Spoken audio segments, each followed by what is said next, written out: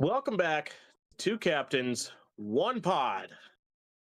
What kind of pod we're in, you decide. Space, the final frontier. These are the voyages of Task Force HR. Its continuing mission to find new and creative ways to go to the Admiral's office.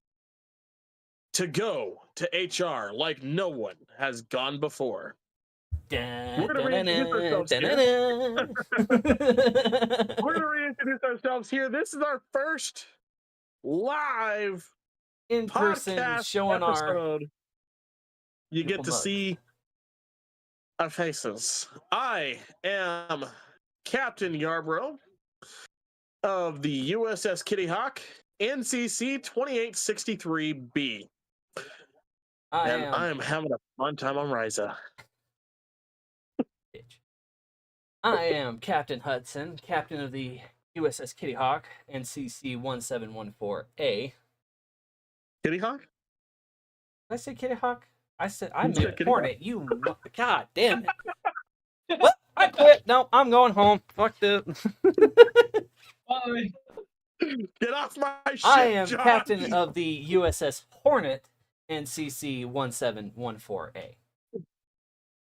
And I am the USS Kitty Hawk's chief engineer. My name is Ensign Carter, and I will thank you to stay out of my personal business.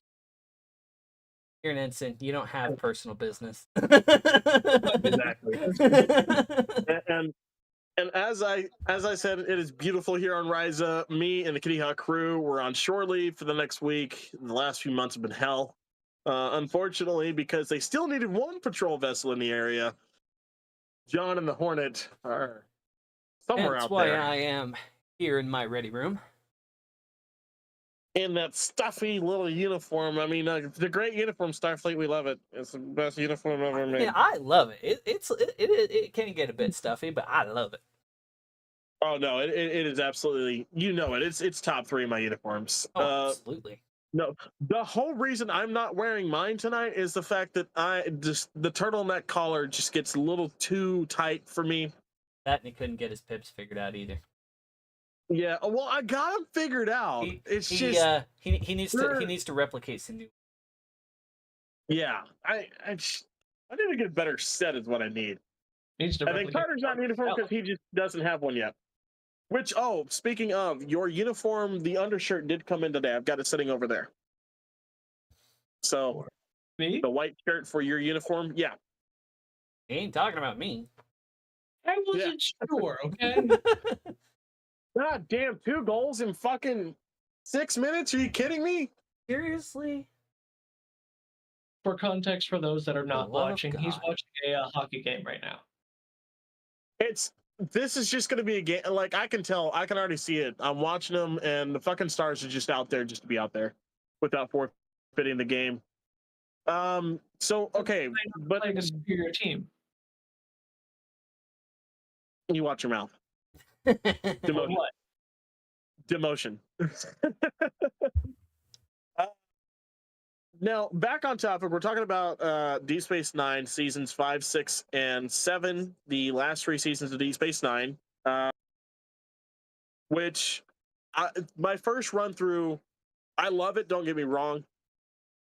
I wish we had a little bit more to do rather than just the Dominion War. I think episode after episode after episode, especially in season 7. I understand why they did it. I understand that it was,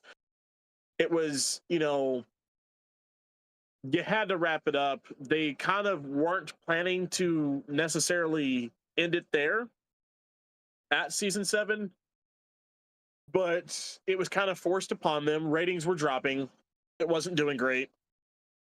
So they kind of just put everything that they were going to do in, later seasons that would have come into it. However, the final episode is probably one of my favorite final episodes in Trek. It is a true goodbye, which we don't get a lot of those in Trek. Even the fucking Christ. I don't remember that being a part of the show. Neither do I, but I mean, it's entirely possible. Next Gen didn't even, Next Gen really didn't give their goodbye until their final movie.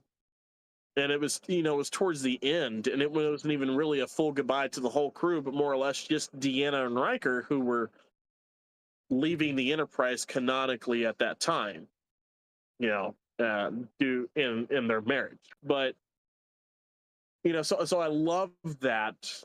I and then Nog, getting to see Nog in the flash forwards as captain, the first Ferengi in Starfleet. Just the same reason I love to see Worf with the captain's pips, on his uniform. Being the first Klingon in Starfleet, it sends a message that it doesn't matter your background, and that's a big thing that Starfleet's on. It never matters about your background. You can achieve whatever you set your mind to. Matter of fact, when I did get to meet Aaron Eisenberg in 2016, I got this beautiful thing right here. Of all the 8x10s, this one was my favorite because it showed Captain Nog on his starship. The Defiant. On the Defiant. And then one of my favorite, just that right there, just my favorite little of the pins, the communicator badges. I love that one. I don't know why I love it more than any other, but I do. I just it's a good one. design. I have one around here somewhere. But I chose that one because it was that message, and of course Aaron had signed it for me.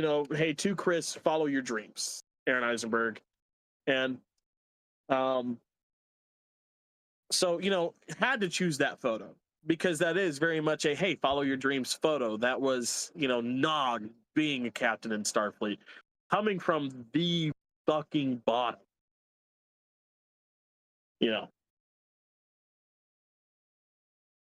Where all the Ferengi belong, if you ask me. Hey, Quark belongs in the bar. Yeah, he does. Or on his, moon, as the game will tell. I mean, look, don't get me wrong. Risa makes some great drinks. Okay, this planet makes some great drinks, but nobody makes a liquor like Quark. Nobody makes a little martini like Quark does.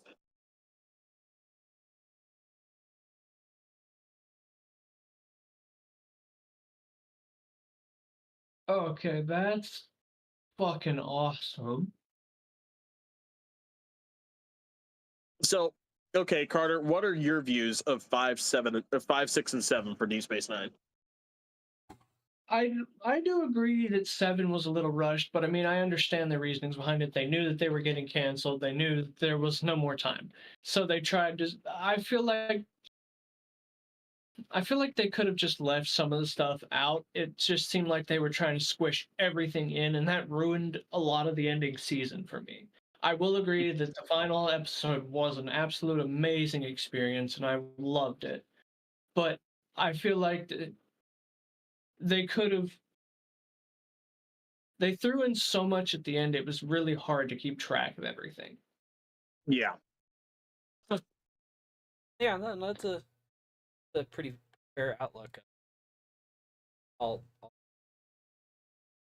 But even then, at no time whatsoever will Deep Space Nine not be my all-time favorite Trek series, because it was the pioneer of the Trek series. It was it started the serialized Trek series, and we haven't had another one since Deep Space Nine.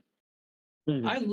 Don't get me wrong, I love the aspect of going to all these different planets, and even like last week, Chris was talking about the 2009 Kelvin timeline with all the action and the fighting and everything. That's great, but Deep Space Nine showed a side that we hadn't seen before. It brought in something new, we weren't traveling to planet every new planet every episode. It continued on. It followed a continuing course, and you still had to keep information in your head from those previous episodes. Yes, every episode did wrap up its issue, but a lot of the time those things will follow further in. Like, I just watched recently, because I restarted Deep Space Nine myself. I just watched Q's first experience, first time on Deep Space Nine on screen. But I know that he comes back later on. They're building up, and that's what I really loved about Deep Space Nine. Hey guys, give me just a quick second. I'll be right back. You guys talk amongst yourself. It is also my niece's birthday. We're about to go sing happy birthday to her, and I'll be right back after that. We'll be here. So what about you, John? What are your thoughts on Deep Space Nine? Well, Deep Space Nine, it's my favorite's always been, Next Gen or original series. But I do love Deep Space Nine. Deep Space Nine, and I mean this in the best way possible. Deep Space Nine felt more like a soap opera, if that makes any sense. Yeah. And I think that's, if I remember right, that's what they were originally intending for while they were making Deep Space Nine. As far as the last few seasons go, I mean, I thought they wrapped it up very well. As far as finishing up the war and so on and so forth. And I think in the last 3 seasons is when we get the episode In the Pale Moonlight, which is by far my favorite episode of Space Nine ever. Because it just shows like the real gray areas in warfare, and especially in Trek warfare, that a lot of us may even be able to interpret into our personal life. My only beef with the last 3 seasons of Deep Space Nine is, have you finished Deep Space Nine? Yeah, I've watched it before. Okay. I had to make sure, because this is a pretty big one. My only beef is when they killed Jadzia in season. That is my only beef with. Because up to that point, she was my favorite character. She is why my dog is named Jadzia. I don't think any of us could have figured that out. No, not even a little bit. No, that was so far out of left field. I'm sure you've just surprised one of our viewers. Yeah. What was out of left field? Oh, I was talking, and I was like, well, my only beef with the last 3 seasons of Deep Space Nine was when they killed Jadzia. Yeah. So, and I was like, because till then, like, Jadzia was my favorite character. Like, not even Sisko, Jadzia was my favorite character. It's why I named my dog Jadzia. Which I responded with, no, there's no way anybody would have ever known that Jadzia was his favorite he was like, that came so out of left field. Okay. No, and watching the documentary, so the last, let's fucking go, boys! Excuse me. Watching the last episode of Deep Space Nine is titled What We Leave Behind. A documentary came out a couple years ago called What We Left Behind, and it's on Deep Space Nine for the 30th anniversary. And they have the entire original crew there, along with Ezri Dax, the woman that played Ezri Dax. And Terry gets on there, and even then, even after 30 years, a lot of the cast and crew didn't realize why Terry Farrell left.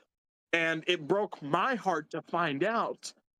It was because of a lot of the comments and backlash that she was getting from the crew, from producers, directors, studio execs, that just, you're not performing this right, you're not performing that right. And it's like, when I watched Deep Space Nine, Jadzia from the jump was my favorite fucking person. I mean, the moment she steps on the Deep Space Nine, the moment you hear her, and you get that first conversation with Sisko and Dax, and you hear the old man for the first time. Mm-hmm. And I just absolutely loved it. And I think another reason I don't think I liked Ezri so much, and I know why they did this. I know why this choice for the character was taken, why this line was written, is her first conversation with Cisco where he tries to do the old man thing and she says, I'm not Jadzia and I'm not Curzon. And she kind of snaps it at him. I understand why they did it. From a behind the scenes writer view, you don't want to write the same fucking character. This is not the same character. This is a completely new character. I'd have the same Trill, might be the same Trill name. However, this is a different character. This is Ezri. This is not Jadzia. I understand that wholeheartedly. But from that moment, I could not stand the character. I tried. I've tried several times since then.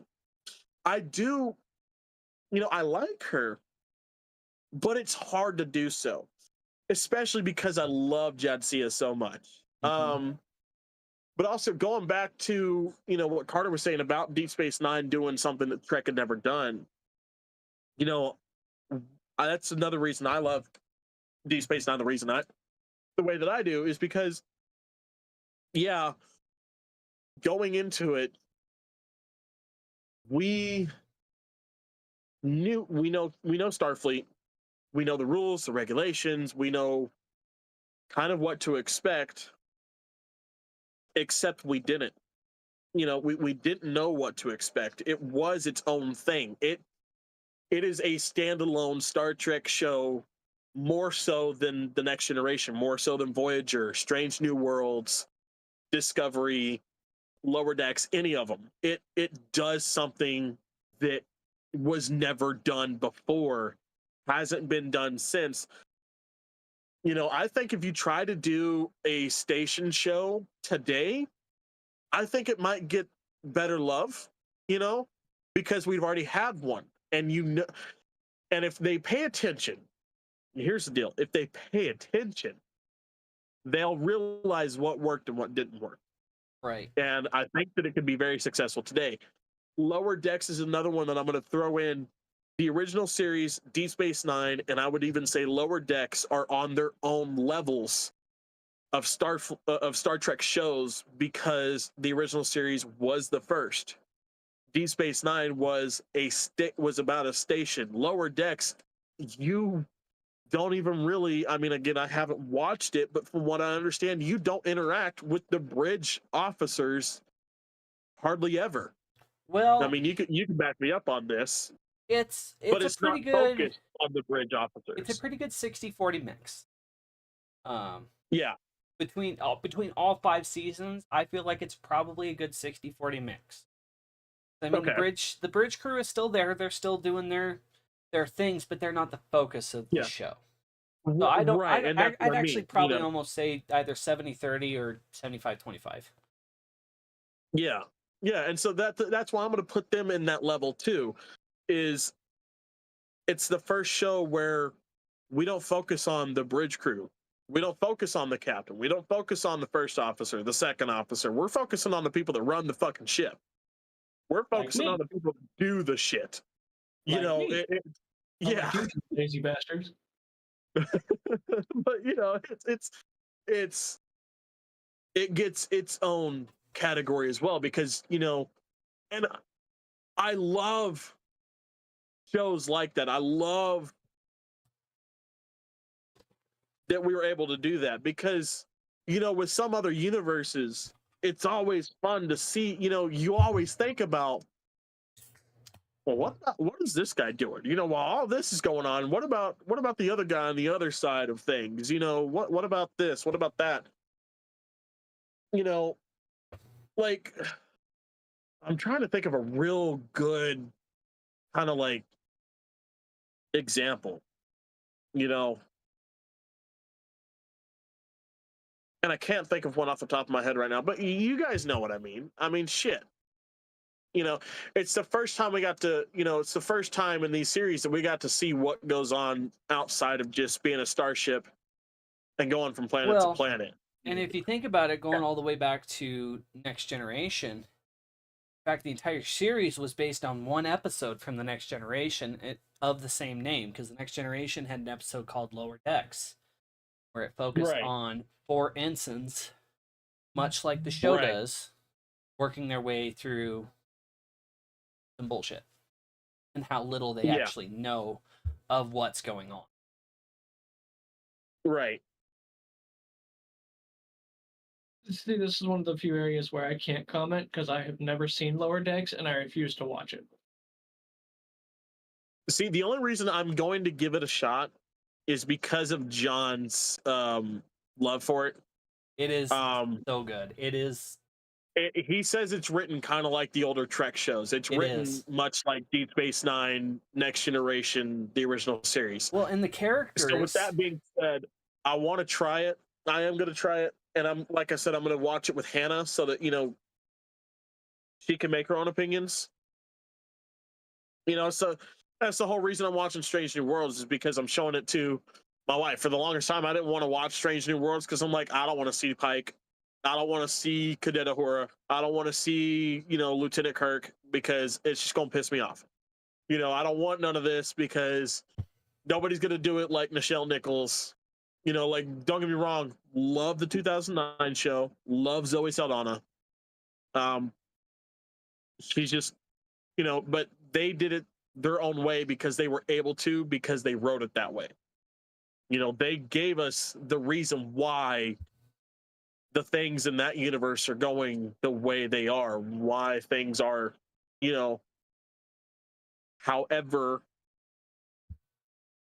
Strange New Worlds was like, no, it's just right before the original series. Yeah, you're gonna fuck up shit. I know you, new Trek, you're gonna fuck shit up. CBS, you're gonna fuck it up because you talk to a lot of the older Star Trek fans. Like I've talked to my grandparents, to my parents, to I've got a lot of friends that are a lot older than me that I've met at a Star Trek convention that I call my con family, because they're at every convention that I go to. I talk to them and it's like, some of them are very open-minded about Trek and they're able to, obtain these new shows and enjoy them, and call them Trek. But you got others that are just like, they fucked with shit. After CBS bought it, it started to go downhill. And this and that and the other, they've all got their own opinions. So, and then I kind of fell into that, incidentally, because of my surroundings, because of the people I was talking to. But again, watching Strange New Worlds with Hannah has, given me a new outlook for, the current Trek that is being made. I enjoy it. I really do. I think it's a really good put together show that, completely does a 180 from the characters that we saw on Discovery, because Discovery was not a good representation of the crew that we got in Strange New Worlds and the characters that we got in Strange New Worlds. I mean, Spock, for example.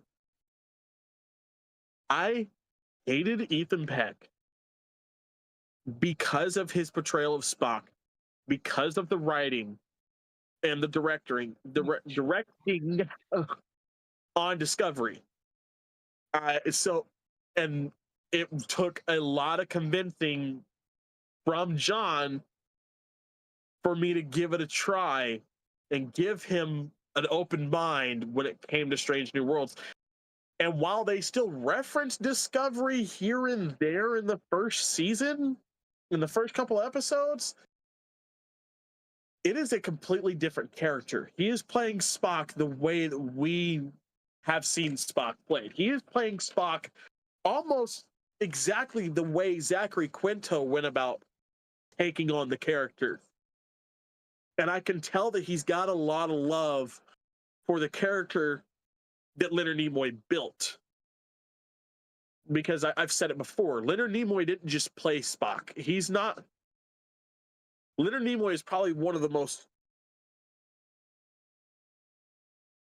pivotal actors in Trek because of what he did for not only the character, but for the race of alien that he played and everything else. Gene wrote a character. Spock built him brick by brick with Gene at his side. And that is how not only we got the Vulcans, but Spock himself. And and Zachary Quinto talked with Leonard Nimoy, and he really got that character down packed. And I think Ethan Peck really did a lot of research himself on the character before Strange New Worlds, because it shows. He's got a love for it, and I enjoy it. I do.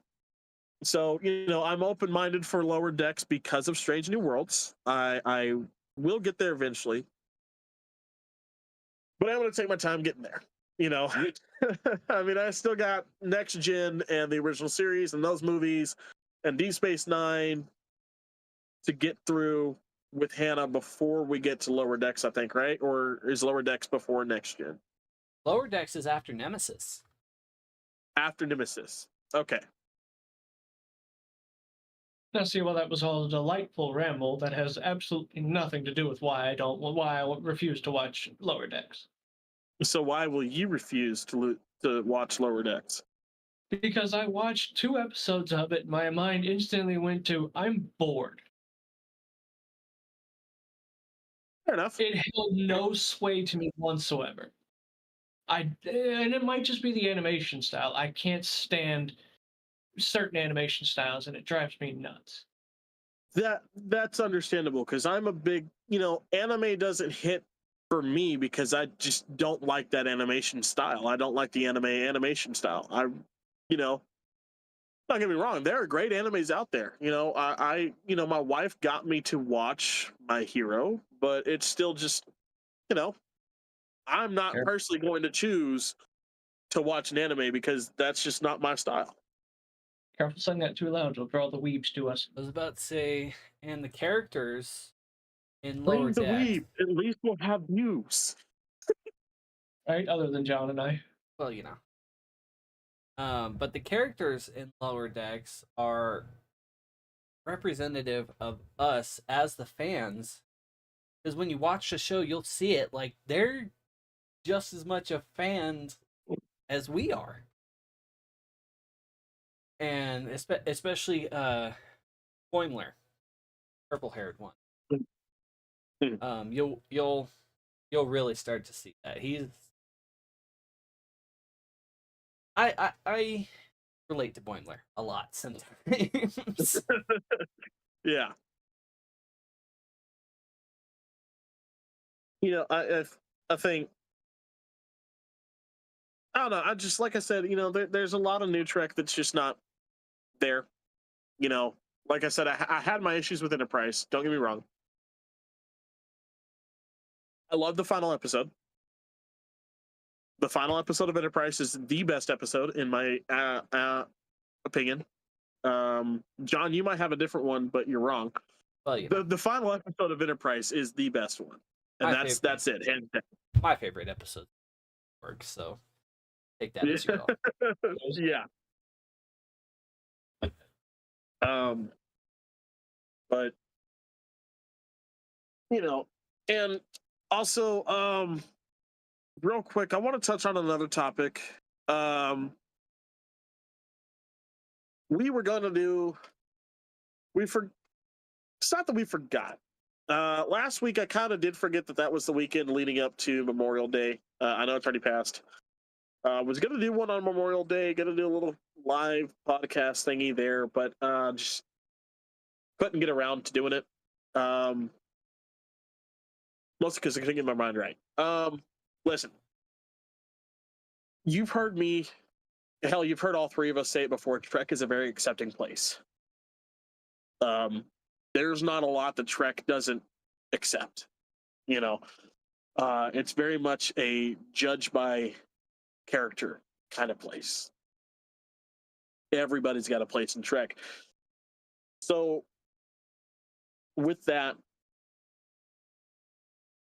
if you're struggling out there, my personal TikTok, my personal Instagram is under the name The Guy That Cosplays. Reach out. I know we don't know each other. There's a possibility that we do, depending on who's watching this. It doesn't matter. Come talk to me. I'm always here to talk to you. I'm a former EMT former firefighter. I know a lot of the bad things in this world. I've seen a lot of the bad things in this world, and I've cleaned up after a lot of the bad things in this world. I'm a former addict, and come June 8th this year, I'll be 7 years sober, clean and sober. And I couldn't be prouder of myself. I know what it's like at the bottom. And to the veterans that are listening to this, you gotta talk. All right? You know damn well as I do, it's day one, rule one. You get overrun, you get on the horn, and you fucking call. Don't go through this shit alone. Everybody on this live, this podcast, we've all been there where we had to call someone. And we've all, at one point, been one of the other's person to call. Carter and myself, and are very good about doing it. We'll talk to each other. It may be just as easy as hey, you want a game? And you don't talk about it. You ain't gotta talk about it, but you don't go through it. You don't let it settle. Do something. Get your head out of your ass and make the call. Get the distraction, if even it's just a couple minutes, a couple hours. Do what you got to do to help yourself. Because the 22 a day is the reason I cry on Memorial Day. And I fucking hate it. I lost a real good paramedic that taught me everything I needed to know about being an EMT. Showed me the ropes in a way that I don't think I would have gotten from anybody else. And the person that I am is a lot to do with him. Especially my sick sense of humor. Formerly 10 years in the Army before he joined the fire department. Was there for about 5 years before we had a very bad call. And when I had to leave the fire department to move back home for my dad's declining health, he stopped reaching out. And unfortunately, it took him. That's not going to happen anymore. I can't let it happen anymore. So if you need to talk, talk. And for those of you that don't know, 988. It's the new number. It's not that long one that Logic wrote a song on. 988. Unjudgmental. You're not going to go away. You're not going to get pills slammed down your throat. Just someone on the other end of the phone making sure that you're okay. And they care. Trust me, they care. I've called them myself. It is a line that can really, really help you when you need it. And if you don't need it yourself, but you know someone who does, 988. It's a beautiful number. I'm going to get off of this for a minute. We're going to go back to the topic at hand. Deep Space Nine, seasons 5, 6, and 7. Let's see, the turnabout. We see a lot of character growth in these last 3 seasons. Because again, like I said, and Carter said, they knew they were getting canceled. They're rushing a lot in. So we got a lot of character growth. Now, yeah, we had character growth throughout the show. Kira goes from, militant, terroristic, character to a more understanding, authoritative, able to take command and understand what it's like to be a good commander of someone or a unit that is not having to go through quote unquote guerrilla warfare every day. And I think that's one of my favorite turnarounds for a character on Deep Space Nine, because it's like, it's that, okay, I've been in this so long, I don't know how to be anything else. And over time, with the love and commitment of the crew of Deep Space Nine, she, kind of found a way to cope and be a better person for not only herself, but, those that were under her command. Dr. Bashir from horny, I want to stick my dick in anything that'll sit there and say yes, to, oh, I'm real good friends with Chief O'Brien, and I'm not this hot shot, I got to go wherever I wanted and I wanted frontier medicine doctor, to a guy that's truly compassionate about his work, to a guy that very much has a really good bedside manner. Now he's no Dr. Crusher or Dr. McCoy, but I still like him as the doctor for Deep Space Nine, and I don't love, but I really like his character development and turnaround, especially in those last 3 seasons. And then Quark, from selfish profit Ferengi to, okay, maybe I can kind of share my things Ferengi. That was a fun one. And then the no, fuck it, that's it. That's what I got. Nog's turnaround, that's a good one, but that kind of goes throughout the show. It's just little by little, and then very heavy towards the end for Nog, of course, because they're rushing things. But Nog's is just, Okay, it's not.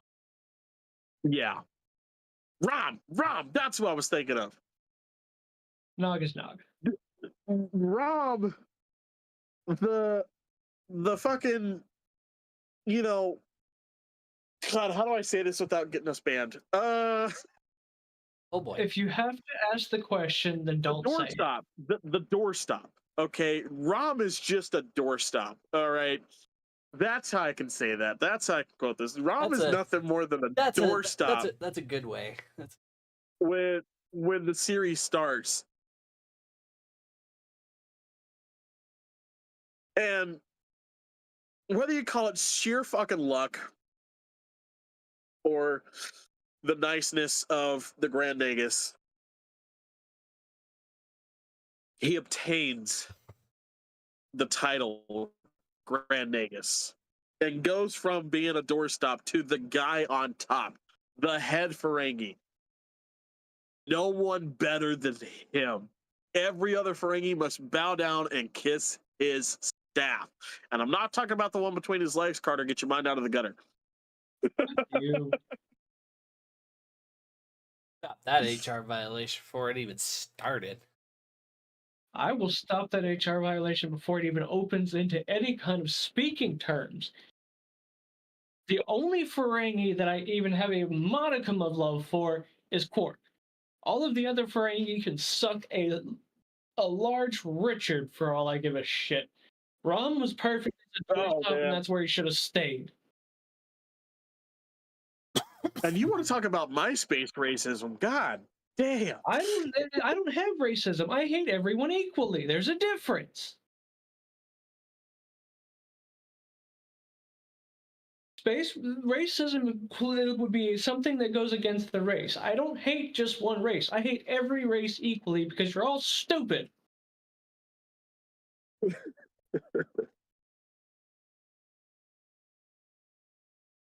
I had to pick one race to hate above everybody else, it would be humans. We are the perpetuators of our own death cycle. Yeah. All right.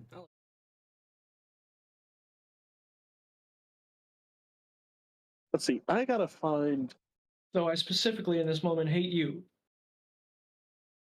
Well, you always kind of hate me, so there's that. No, there's no kind of about it. I tolerate you on good days. Tolerate me on good days. All right, I guess I'll take it. Today is not one of those days. Ooh. Here's my article that I have. I finally finished Star Trek Deep Space Nine after more than 25 years, and I have 2 major problems with it. By Dirk Levy, published May 11, 2025, and this is on cinemablend.com. And it says, hear me out on this. So this is the scary part. Binge watching shows with a massive season season libraries has become a new hobby after watching all 10 seasons of Blacklist, so I decided to make Deep Space Nine my new temporary obsession. Overall, the show was fantastic, but I have to say, I didn't love the ending for a couple different reasons. Oh boy. Ending Star Trek is hard. Fair.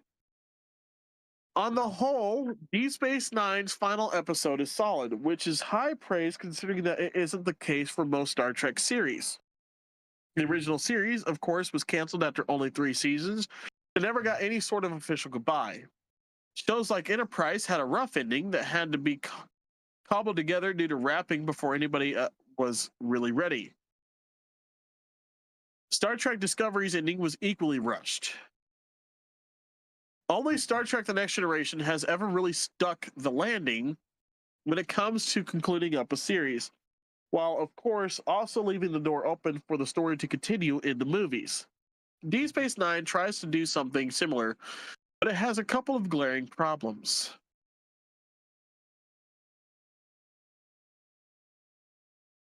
Where are you going with this, Dirk? Because you're kind of talking out your ass right now. Because I've already, me being me, have already praised Star Trek Enterprise's ending.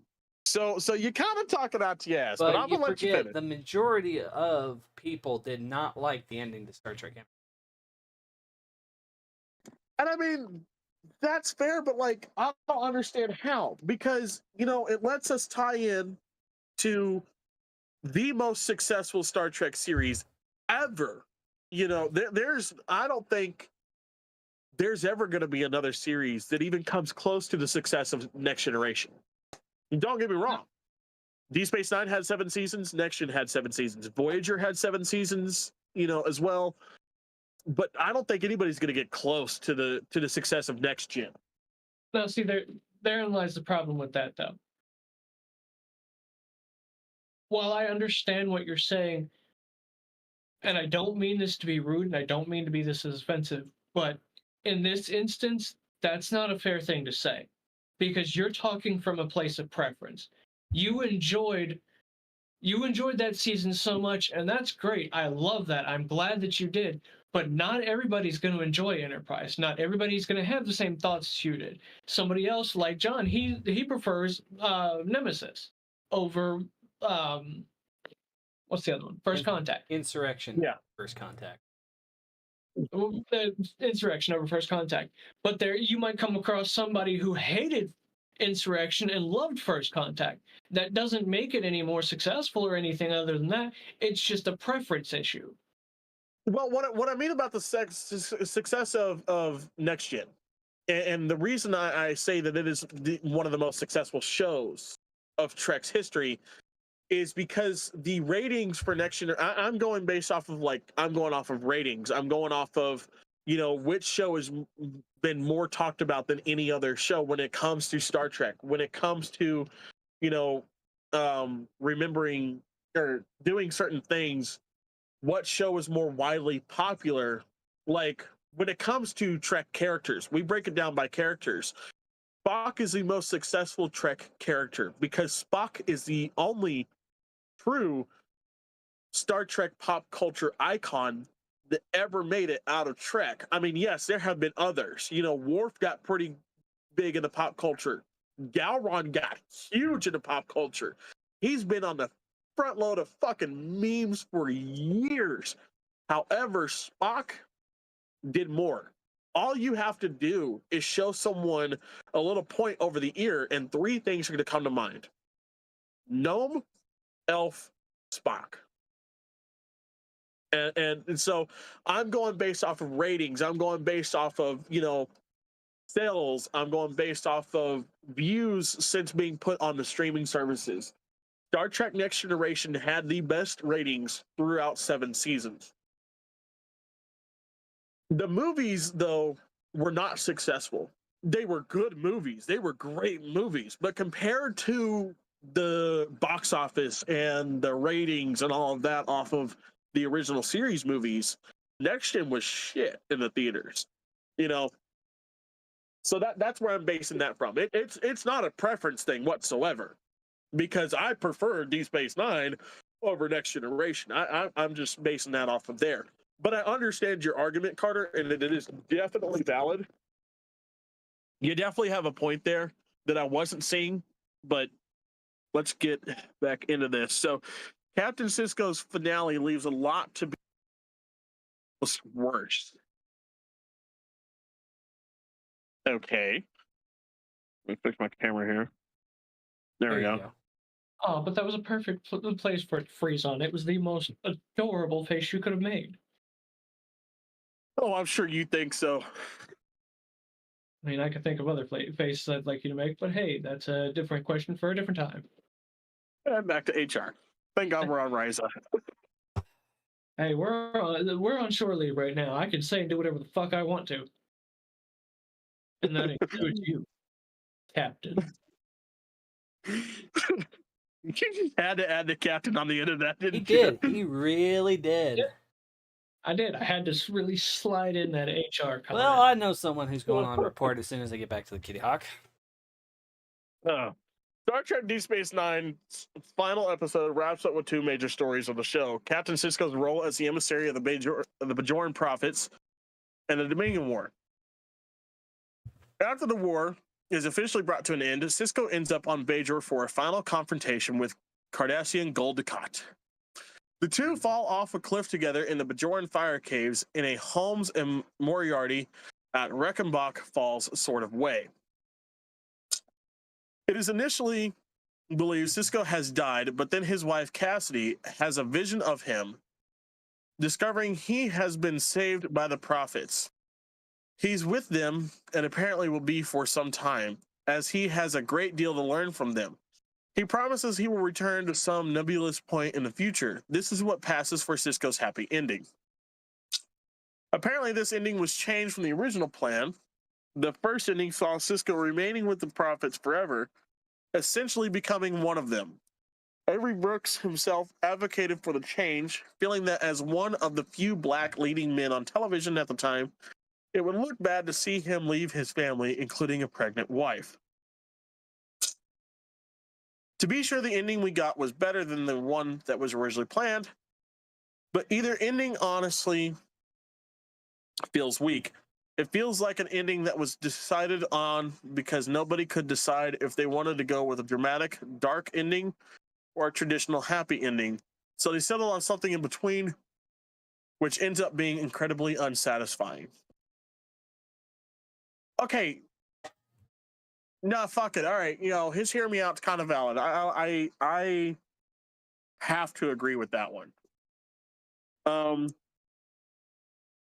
As much as I know it makes sense for the show, for the writing, from the very beginning, as much as I know it makes sense, I still didn't like it. And I still don't like it. I wish they would have done something different. But also, I know it was there as a choice, like he said, for if the story would continue in some way, because there were a lot of fights, even though they knew they were being canceled. There were a lot of fights and have been for the first, I think, 5 years after the show was canceled. There were a lot of fights to try to get it to come back for an 8th season. A lot of people wanted to see Captain Nog. A lot of people wanted to see, what Jake's story would look like without Sisko, without his dad, and if Sisko could be brought back. So that's why they kind of did that.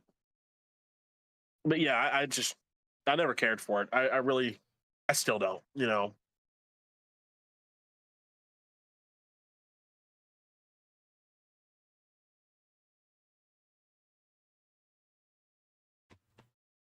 Carter, John, your thoughts on that one?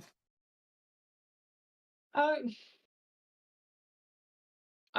agree with this. Hear me out. There are parts of it that I didn't particularly agree with, but on a whole, yeah.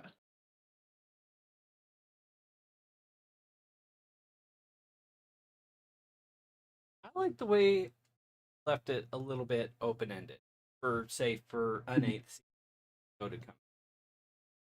Right. His hear me out is definitely valid though.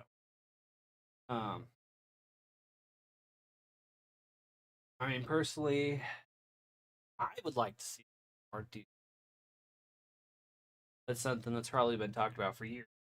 partners, but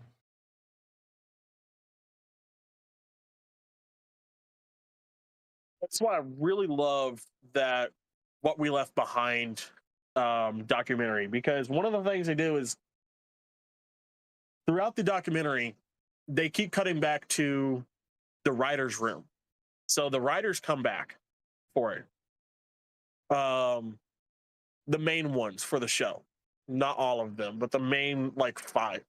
And they're there talking about the what would be 8th season that they never got to do. And they kind of plan out an opening episode for the 8th season that even has Cisco coming back. Now, of course, they did this like, okay, this is 25, 30 years in the future.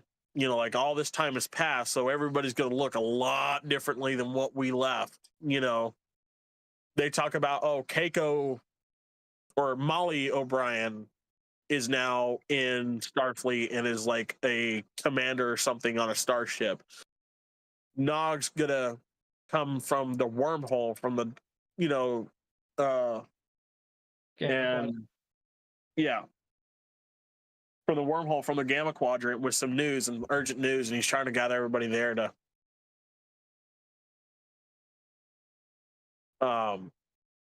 share some news. And unfortunately, now they have Nog dying at the very beginning, but this was filmed right before the documentary came out, right before Aaron Eisenberg's passing. And at that point in time, when they were doing the documentary, yes, there are parts with Aaron Eisenberg in them. You do get to talk to him or hear him talk about his time on the show. But it was right before he got real sick and had to be hospitalized for the end of his life, till his end of life happened. So I think that's why they chose to do that, because they knew if there was a green light coming, hey, kind of can't have Nog there. So, but it was a really good, I mean, overall, like I said, I don't like that they killed, Nog, but it's a really good episode in theory when you watch them plan it out throughout the documentary. And it's really fun. And it's a very good hello, old friend kind of vibe for the show being revived. Let's see. This part says a more definitive ending for Cisco would have been more satisfying. Cisco dying to save Bajor, while it certainly wouldn't have been an ending everybody liked, would have at least been an ending that fit with the character of Benjamin Sisko.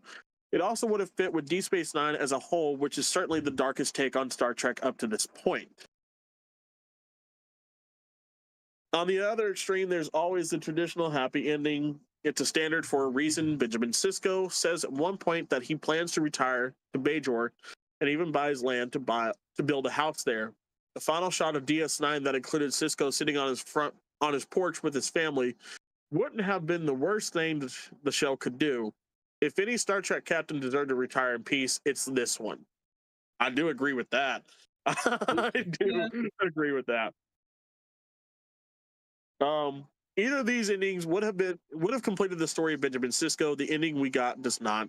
It leaves things open in a way that would seem to indicate a plan to do more with the character, but 25 years later, outside of a comic book of questionable canon, nothing has happened. But at least Benjamin Sisko got to be part of the finale. The same can't be said for Jadzia Dax. Yep, here it comes. Yep. Terry Farrell was done dirty by the end of Deep Space Nine. At the end of season 6, Terry Farrell, the actress who had played Jadzia Dax, decided to leave Deep Space Nine. Yes, she kind of. She decided to leave, but there were reasons behind why she decided to leave. Yeah. The reasons for her departure deserve their own article. I'm making a note of that now. But the short version is that she wanted to shift to more of a reoccurring role in the final season, and she apparently clashed with a certain Star Trek producer with whom other Star Trek actors have also had issues. I'm not naming any names, but it's Rick Berman. Yeah. You can't. I'm not naming any names, but here's his name. I can too. I just did it. Obviously. Jadzia Dax died at the end of the penultimate season, and the Dax symbiote was implanted in a new host, introducing Nicole DeBoer as Esri Dax. She had all of Jadzia's memories, allowing the show to continue some elements of the character while also introducing new conflicts. Specifically with Worf, who had been married to Jadzia. Unfortunately, Terry Farrell wasn't there for the end of Deep Space Nine, but the issue with the finale is the way that the show, almost certainly on purpose, erases her when it could have taken but a few seconds to simply acknowledge her contribution.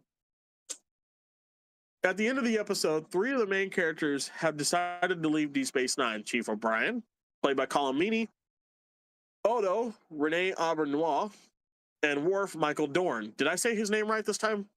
Rene Auberginois. Auberginois, okay. No, each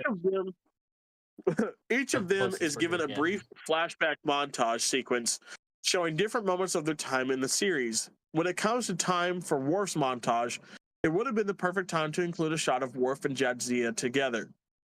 Maybe a moment of their wedding or even Jadzia's death. Instead, we got a moment of Worf embracing Esri Dax from only a couple of episodes earlier and no Jadzia at all. Terry Farrell's Jadzia had been a core character for 6 of the show's 7 seasons, not including her in a way that would have made such a perfect sense and required so little effort, feels like a very intentional slight. Maybe there was bad blood behind the scenes over her decision to leave, but that's not an excuse. Now we're going to talk on that for a good minute because that is what a lot of fans and the cast had said. If you watch that documentary, a lot of the cast have that same exact thought, and they're all pissed about it. The truth of the situation is that Rick Berman was very slighted by her and decided to remove her out of the montages for that exact reason. It was a very low blow, and Terry Farrell has been very openly pissed off about it for the last 25 years. I mean, That she has makes every sense. right to be pissed off about it. Right. Mm-hmm. Like, here's 6 seasons of the show that I did, which is what, fucking years of her work, her career. That was just kind of like, yeah, okay, bye. Yeah. You know, Yes. It's a major role, and you reduce that to a footnote because you're being paid. Yeah. Right. You know, it's the reason why, don't get me wrong, Rick Berman gave us Next Generation. Rick Berman gave us Enterprise and Deep Space Nine and Voyager. But it is the reason I cannot stand that dude. That kind of one thing alone, is the reason I can't stand him. And he's had there have been a lot of actors over the years that have clashed with him. Michael Dorn has had his issues with him. LeVar Burton, Patrick Stewart have even had clashes with him in the past. One of the reasons Patrick Stewart was so keen to come back to Trek for Picard is because Berman's no longer around. And that's that's that. Like, don't get me wrong, there are things that he gave us that I enjoy with my whole heart. There are things that he did for Trek that I enjoy. But overall, the problems that he has made for a lot of the actors behind the scenes, especially the female ones, Terry Farrell was not the only one. Mariana Sirtis and Beverly, about to call her Beverly Crusher. Gates Gates McFadden. McFadden. Gates McFadden even had their problems with Rick Berman. It's one of the reasons that Gates McFadden was not in the 2nd season of TNG. Not only the fact that she was also, a mother, for the first time at that point in time, but it had a lot to do with him. So I've had a problem with him for years, but that's just my personal opinion about the guy. There are people in Trek history that love him, and that's all right. Like I said, he did give us things that I did love, and that so thank you for those. But at the same time, fuck you. You slided probably one of the best characters on Deep Space Nine. But I think with Deep Space Nine, to choose an absolute favorite character on Deep Space Nine, for me, is a lot harder than choosing an absolute favorite character on other shows. Like TNG is very hard. I've got it down to 3. I've got Riker, I've got Worf, and I've got Geordi. But with Deep Space Nine, because they were able to do so much with each character, because they were stuck on a station, because the show was a lot of character development through the years, it is very difficult to put on, to narrow it down to even 5 of them. And when you add characters like Worf in the later seasons, and when you add Ezri Dax, in the last season, I can name you all the characters on Deep Space Nine I fucking hate. Gul Dukat, Kai, what's the other Kai? Not Opaka. Fucking love Opaka. The other one. Kai Wynn. Kai Wynn. Yes, that bitch is at the top of that fucking list. At the very top of that fucking list. Hate her with every fiber of my being. And will forever. Love the actress. She's a phenomenal actress. A wonderful woman. She's very nice in person. Fucking hate Kai Wynn. But give me 1 second.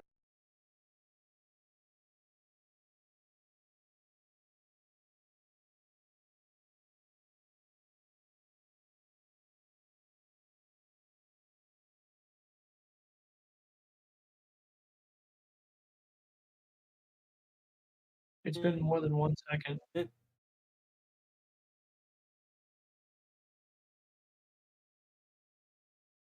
He said give him 1 second. It's definitely been at least 10.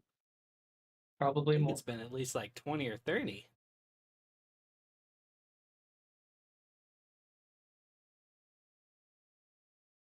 No, he can hear us. He's just ignoring us. He's muted, not deafened. That's the beauty of. That's one of the things that I love most about Discord is if I want to, I can just deafen everybody so I don't hear shit. Point.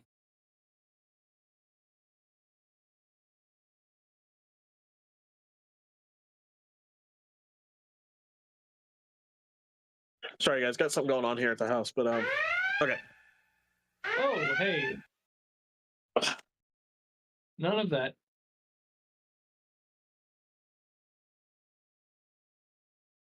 Kitty Hawk, fire a warning shot.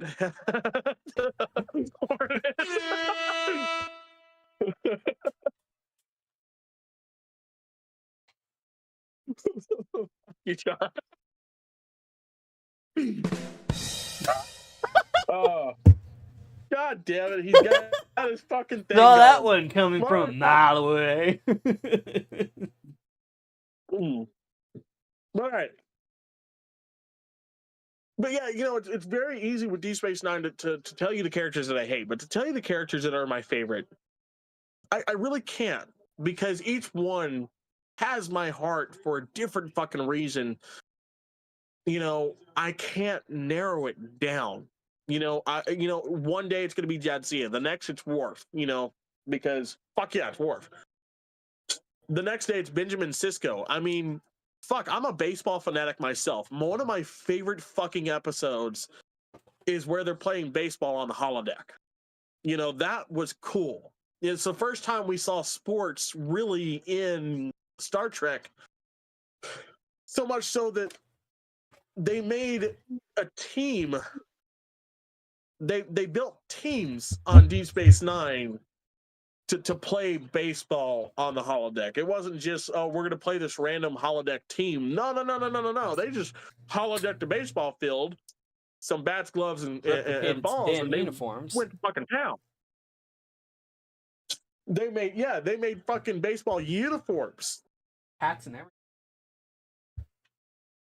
That's probably one of my favorite that is my favorite fucking episode. You know, can go Stars, let's go! Oh, Stars game's getting good. It's 3-2 in the second period, 7 minutes left in the second. All right. You know, but and then another day it's Nog. Nog is, you know, right at the top always. You know, whether I have a different one for that day that is my favorite for that day, Nog is always at the top. Again, of course, because of meeting Aaron Eisenberg and him genuinely, you know, talking to both of my parents, you know, and hearing their stories separately, and his genuine love for the fans. You know, he'll always be at the top. Some days it's fucking Quark because, dear God, and usually when it's Quark, Odo's right in behind him because while TNG did not have the banter that the original series did, oh, we got it back between Odo and Quark. And you throw Kira in the mix, and you've got Jim, Spock, and Bones going at it again. You know, just in a different light. Question. Who is who in that particular scenario? Oh, Kira is wholeheartedly Kirk. Kira is Kirk in that situation because she's the mitigator, but she's gonna let it go just a little bit, and she's gonna get and Quark is Spock. Quark is Spock, and Odo would be is Spock in that McCoy. situation because he's the more. Yeah. No, I see Odo as Bones because just like Bones, Odo's always miserable. No matter what happens, he is miserable and he's going to let you know it. It's not just that. It's not just that, but it's also, you know, Bones was more often than not the fucking instigator between the three of those guys. You know, like yes, Spock's gonna say something, but Bones is gonna drill on it, and that's what's gonna set it off. Odo is that guy. Like yes, Quark's gonna do something. Quark has done something. We know this. But Odo's gonna nag on him for it, and that's what's gonna set the situation off. That's who they are in that situation. So, you know, plus aliens can only be aliens. So Quark is definitely Spock. No, that's space racism, and HR will be getting a call about this. Yep. Just file it in my folder that says "Do not open." You don't have a folder anymore. You have a filing cabinet. Actually, I have a whole other starship that's filled with the HR violations. No, that's just the moving ship to bring them back and forth. You have an entire planet full of data servers, plus filing cabinets, plus all of the other different technology that Star Trek has, and Starfleet can contain information on to carry your files for the HR department. You have an entire team inside of the HR department that is specifically their entire job is to view and investigate your HR claims and cases. Hey, why do you think we can't go to Rigel 7? Because you got us banned from Rigel 7. Yeah, no, because that's where it's at. It's Rigel 7. It's where all that paperwork's. Yeah, that was a fun away mission. I mean, what? Oh, damn it. I have no knowledge of anything that on Rigel 7 at all. Remember, we signed an NDA about what happened on Rigel 7. I don't know what you're talking about. Rigel, I thought that system stopped after Rigel 6. Can't go to Rigel 6 either, dumbass. Oh, yeah. Taco Tuesday was a motherfucker. But again, you know, I love the banter, though, between Odo and Quark. And again, when you add Kira into the mix, it makes great. The beautiful trinity.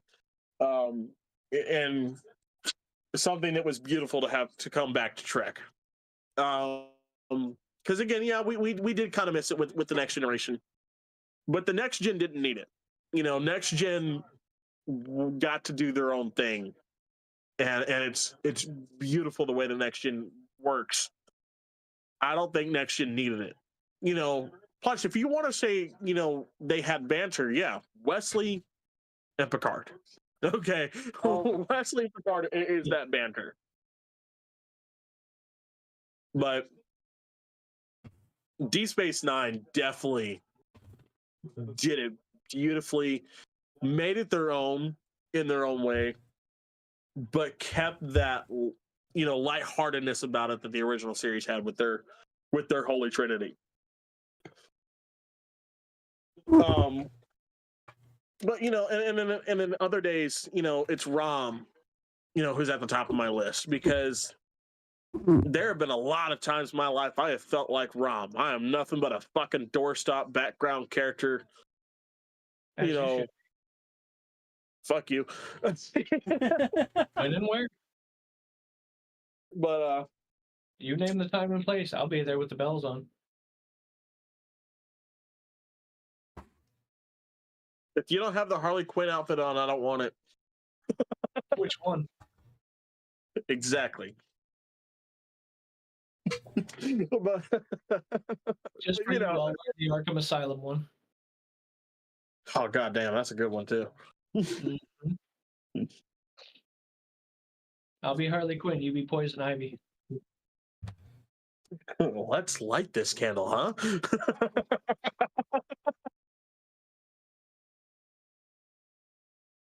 But it's very hard to, like I said, it's very hard to choose a very top who's my favorite for Deep Space Nine.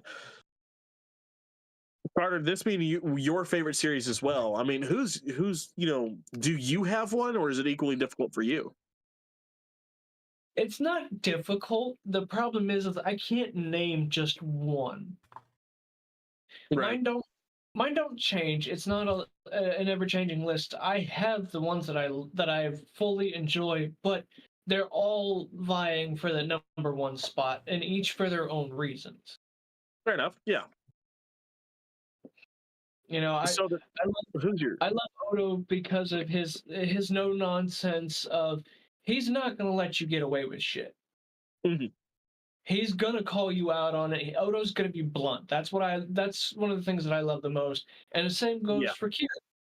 Kira is from the very beginning of the show has fully put in there that she is her own woman. She's not a follower, but she's also not a leader. She is perfectly happy with where her station is, but she's also not just going to blindly follow whatever you say because you said it. If you can present a reliable and agreeable argument, she's more than likely going to be the first one to step up and say, yeah, I'll take it. Let's go. And then you have Sisko. Sisko went through a lot of shit. More than, for me, I feel like Sisko went through the most that a Starfleet captain has. And he's doing this with a crew of, barely a few people at the start. He's got to rely on all of these people. You've got to rely on your team. And to see the trust and the faith that he has in his team really shows his character as a captain.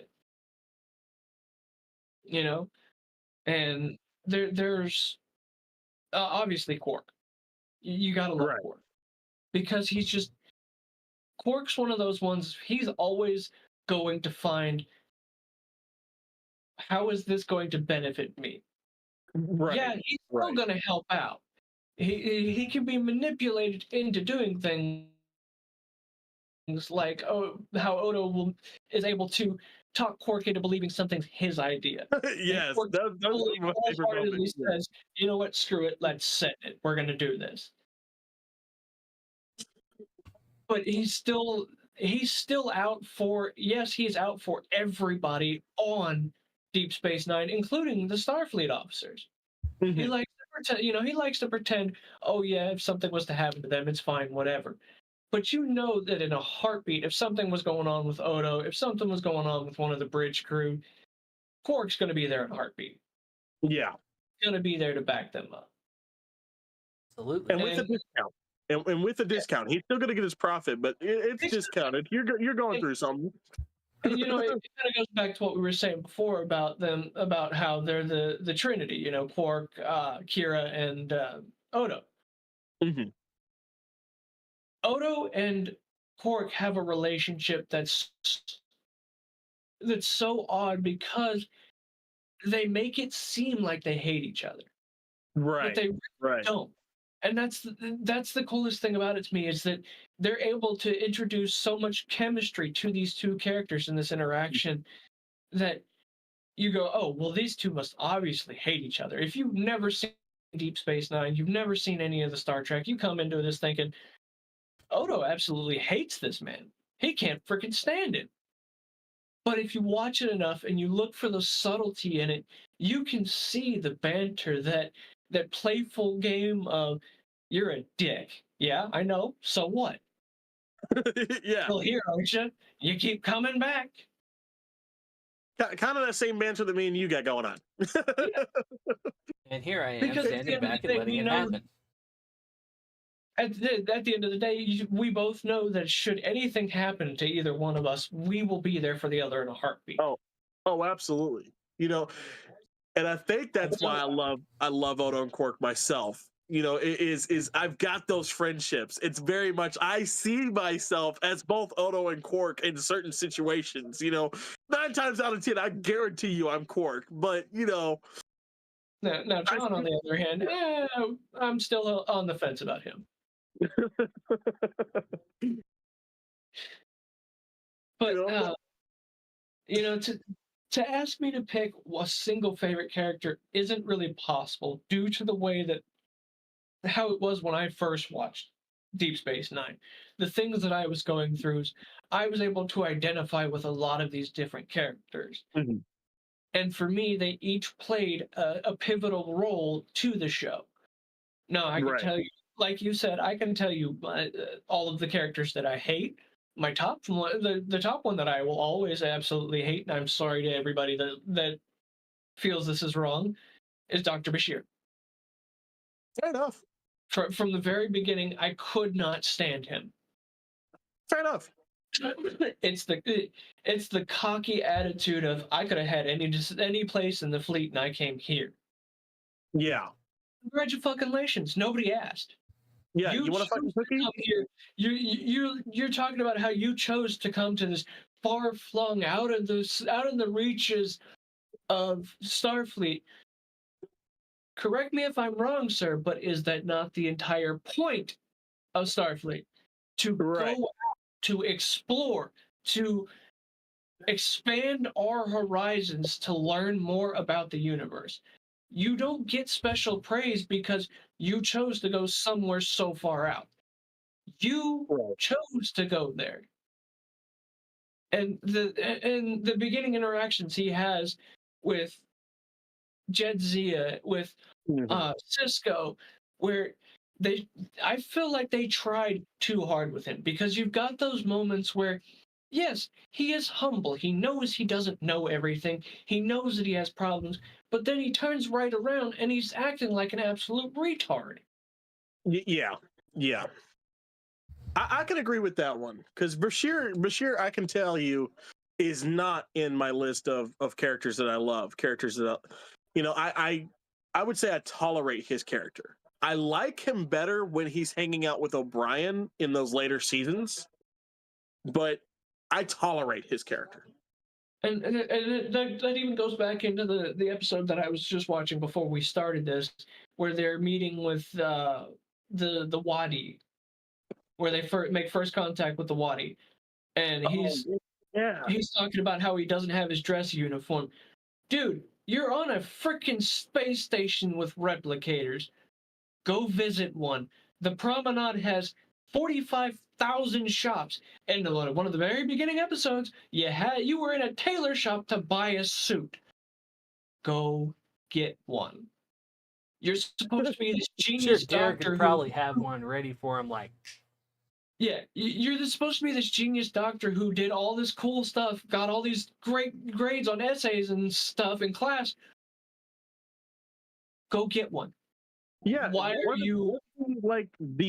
wasn't he top of his class? And didn't he say he graduated like #1 in his class too? He was Something like that. salutatorian instead of the valedictorian That's right. because he Yeah. screwed up his orals. Even then, you're #2 in your class, Yeah. and you can tell me that you couldn't find some way to remedy this situation, knowing full well how this was going to proceed when your captain told you, "Hey, here's what you need to wear." Yeah. I just personally, for me, I did not like the way they did Bashir's character. The flip-flopping aspect of he goes from being an absolute numbskull to being the most arrogant person on that station, even more arrogant than Q at points. Which is a very hard metric to be, because Q is an asshole. And he knows it. Yeah. Q is an asshole in multiple realities. The man literally could snap his fingers and make you disappear, and you're still somehow more arrogant than him. Yeah. Yeah. Now, I'm going to move on because if I can keep talking about how much I hate Bashir all day, and it'll never be done. This podcast will be 16 hours long, and we'll still be here. Still dogging on Bashir. Oh, yeah. Because there's no end to the amount of hate that I have for Bashir. Fair enough. So John, we'll pass the question on to you. Could you pick a top character on Deep Space Nine to that you love over anybody else? Could you do that, or are you kind of in the same boat me and Carter is, where we have our list, but it's very difficult to choose that top one? It's not too difficult to choose for me. Just because, unlike you guys, DS9 is not like my top favorite of the That's because show. your It's opinion is good. wrong. I love it, but it's not my favorite. That's because your opinion is wrong. Well, you know. Fuck you. But Anyway. that's okay. Everybody is entitled to their own wrong opinions. Anyway. I would probably say Odo is my top character. Not surprising. Just because he is different. He is the one who stands out. And I know we get into it more into the later seasons, but he's kind of an anomaly among the rest of the crew of Deep Space Nine. It's the nose, isn't it? It might be the nose for you, but it's not for me. Well, and not only is he the anomaly amongst his own crew with Deep Space Nine, I'd go further to say he's the anomaly within his own race of people, the Changelings. He's the odd one. I mean, he's the only one that does not want to be there, knows what they do, and chooses, nah, fuck it, I'm gonna stay. Yeah. Okay, but your top hated character on Deep Space Nine now. Oh, Kai Wynn, easily. Okay. Now that one ain't too hard. When it comes to side characters, though, I do have a list of side characters in order. Martok is at the top of that list. I fucking love Martok. Oh, Martok. We love Martok. I could talk to J.G. Hetzler all fucking day. I've met him twice now. I will forever, if I'm ever at a con and he is there, go see his table. Even if it's just to talk to him or listen to him talk. If he's on a panel, trust and believe I'm there. I fucking love Martok. Right in behind Martok, though, when it comes to lovable favorite side characters, is the simple Taylor Garrick. Plain, simple Garrick. I love Garrick because, much like Quark, Garrick is gonna find out every bit of business on the station. He's gonna find out every bit of business, not only on the station, but in the entire galaxy. Okay, because we know. Who do you think's been reporting us to HR this entire time? right. Because all of Star Trek, tell you how big space is, how fast these starships go, and everything else. All of Star Trek still takes place in the Milky Way galaxy. Every single last bit of it. That is canonically known. It doesn't matter what side of the Milky Way you're on. Garak knows you and knows something about you. He's got dirt, and if he ever meets you and needs to use it, oh, he'll do it. I love Garak because he is that guy. You know, he's that one that's gonna, you know, no, but I'm just plain and simple Garak, though. No reason to worry about me. No, no, no, no, no. But you know, he's gonna, and he's gonna use it to his advantage. But also, I think, much like Quark, he falls in love with the crew on Deep Space Nine so much so that over the seasons, you know, he has used that to help them in a lot of ways. I mean, especially in the first season with the Klingon sisters, you know, and telling, you know, Bashir, come buy a suit at this time. I have a suit you need to try on. You know, it's very much a, hey, you need to know about this, but I'm not telling you. I can't. It will ruin my reputation, but this is going on. So, like, you know, and whether that's, you know, the way they write Garak is very beautifully done, because you truly, even still, at the end of the series, don't know what team Garak is playing for. You have, and you can't even make a guess. You can't. I've tried. I've watched Deep Space Nine probably 6 times over, and I'm still trying to guess whose side Garak is on. And Garak the answer is he's on his own side. That's not a hard thing to guess. Watch 6 episodes with the man. It's instant right there in the subtlety. He's on his own side. Garak is always has been and always will be what I equivalent to a cockroach. And that's not to be rude, but he's going to do what it takes to survive. He doesn't care about screwing over friends, family, whoever. Whatever puts him out on top, whatever keeps him in the race, is what Garak is going to do.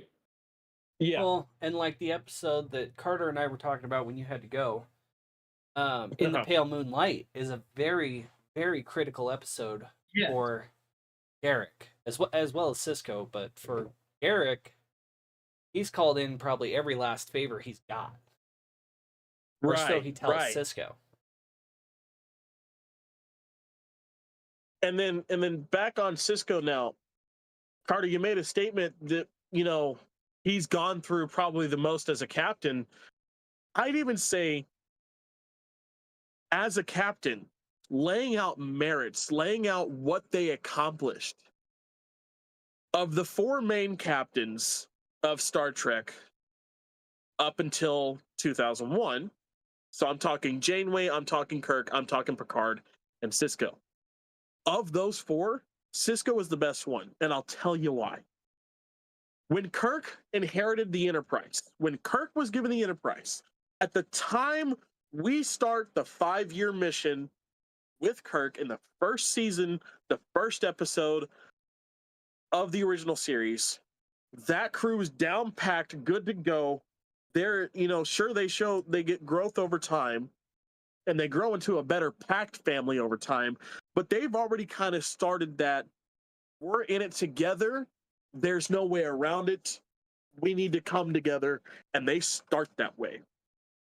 When TNG starts, when Picard is given the Enterprise D, they show that the crew is not as tight-knit in those first 2 episodes, Farpoint, parts 1 and 2, which if you watch on the streaming service is just one long-ass episode now, but it was originally 2 episodes. And you kind of see them come together in that first 2 episodes. However, they also, much like Kirk's crew, realize we're in it together. There's nothing we can do about it. Better just to be friends. Let's get this fucking going. And they grow into beautiful family over time. Voyager, the very same fucking thing. Don't get me wrong, Janeway is a bad bitch and a phenomenal captain in her own right. Picard is a phenomenal captain in his own right. Kirk went down in the history books so much so that every fucking Star Trek series ever mentions James Tiberius Kirk. Okay, you don't escape his name. The Deep Space only Nine one even that featured didn't him.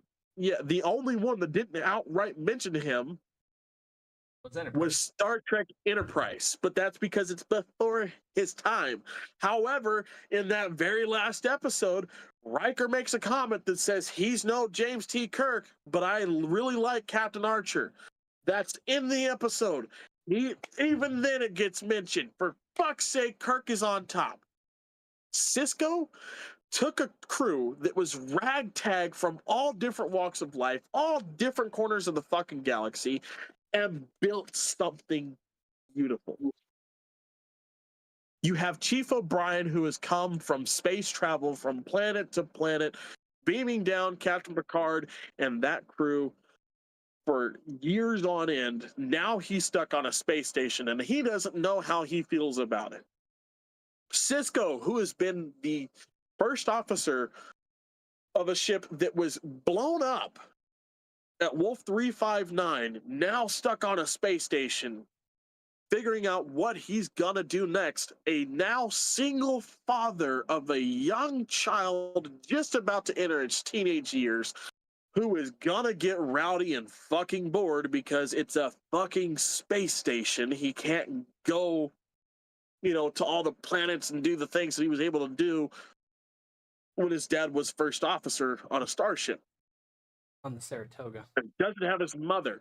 He doesn't have his mother. So how, what are we going to do now? You have Kira, who's been more or less a terrorist. Yes, she was fighting for freedom. Call her a freedom fighter. She was an activist, not a terrorist. Debatable. But either way, you have her who's been fighting for Bajoran peace out from under the Cardassians for so long she forgot how to be a person. You have the security officer who was there under Cardassian law, now is there under Bajoran law with Starfleet regulations tacked on top. A one of his kind, doesn't know where the fuck he comes from for the majority of the series. Then you have Brashear, who is second in his fucking class, could go fucking anywhere he wanted, chose to be this. He's kind of a dickhead. Then you have Jadzia, who is a phenomenal science officer in her own right, top of her class, who has a trill that she's joined with that Sisko knows. And he brings these people together who, at the very start of Deep Space Nine, want nothing to do with each other, especially in the first 5 fucking episodes. It takes a lot for them to really come together and care about each other. And Sisko did every damn bit of it himself. It wasn't sure, they had to face their things that kind of brought them together, but who was there at the center of it? Who was talking them through it? It was Sisko. I think Sisko, based on that merit alone, is the best of the 4 original captains. And I'll die on that hill. And that's me, an original series James T. Kirk fucking stan. All right.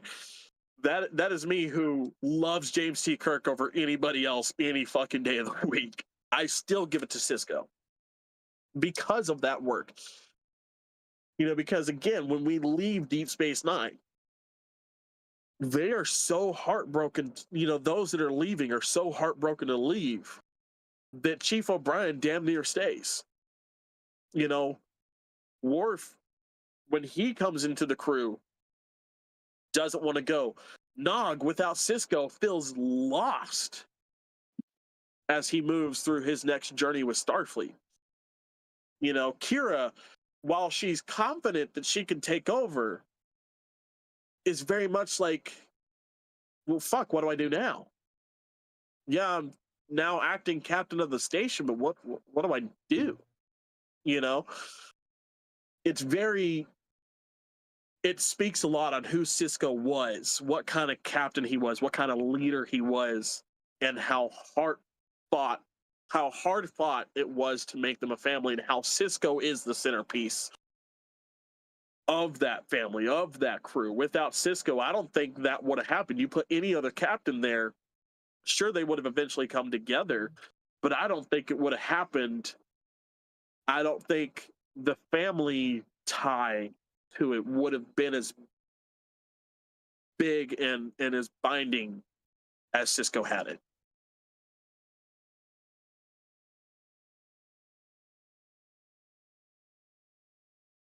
Oh, this chair's hurt my back. Rise, you need to get better chairs. I thought the game was what was hurting your back. Starfleet's got that one figured out. And a nice cushy chair over. Your star's getting beat so bad it's starting to look like a It's 4-2. Fuck you. 4-2 at the end of the second period. Yeah, we still got 20 more minutes. Yeah, 20 more minutes to suck. Boy. Here we go. You suck in 20 minutes, don't you? Only for you, Captain.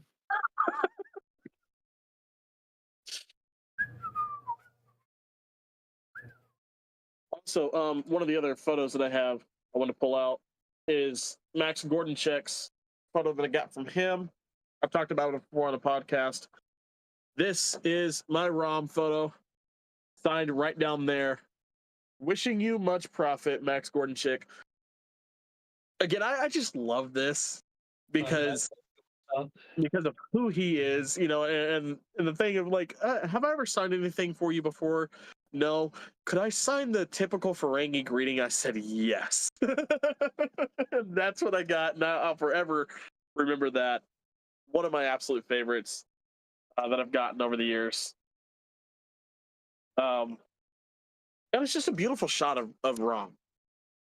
There at the Dabo tables. I think that was one of the episodes in which Lita was off planet or off of Deep Space Nine, and Rom was taking over her role for her for a little bit. And can we talk about that for a second? Rom and Lita gave me too much hope as an ugly dude. I can relate to that one. Like, how the fuck does that big-eared, big forehead alien bag a baddie like Lita? Oh my god! Oh, my. The same question could be asked of you and Hannah, so. Well, my answer is comedy. You know, you make them laugh. Next thing they know, they got their pants off and they can't remember how it happened. But fuck it, they're here now. Might as well. Yeah, but you're not that funny, so. Oh, I'm not funny. Oh, shots Funny looking, maybe. fired. I'm just saying, even Odo's got more sexual appeal than you do. That's an abridged. Damn. Raise shields. Don't want to get caught in the crossfire.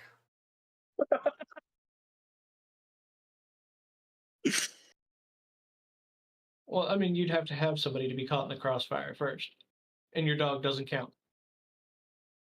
But you talk shit about my dog. Let's go. One goal game. Yeah. Anyway, so. 3. Don't talk shit about my stars. You don't have to. Your stars do that by themselves. I'd insult the Penguins, but the only one that I know is Sidney Crosby, and as an NHL fan, we don't insult Sidney Crosby. I'll insult the Penguins. They suck. They do. They do. It doesn't change the fact that so do the Stars. At least we make it to the playoffs every year. And how many Stanley Cups do you guys have? Oh, that's right.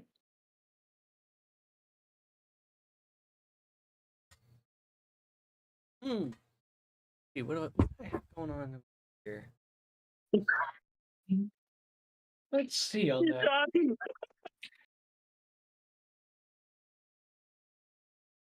Okay, so we played this game at the end of TNG. Or no, we played this game at the end of First Contact, I believe. Sure. One thing you could change about Deep Space Nine as a whole, not just the last seasons or the last episode, but as a whole, one thing you could change about Deep Space Nine. Carter, I know where you're going with this.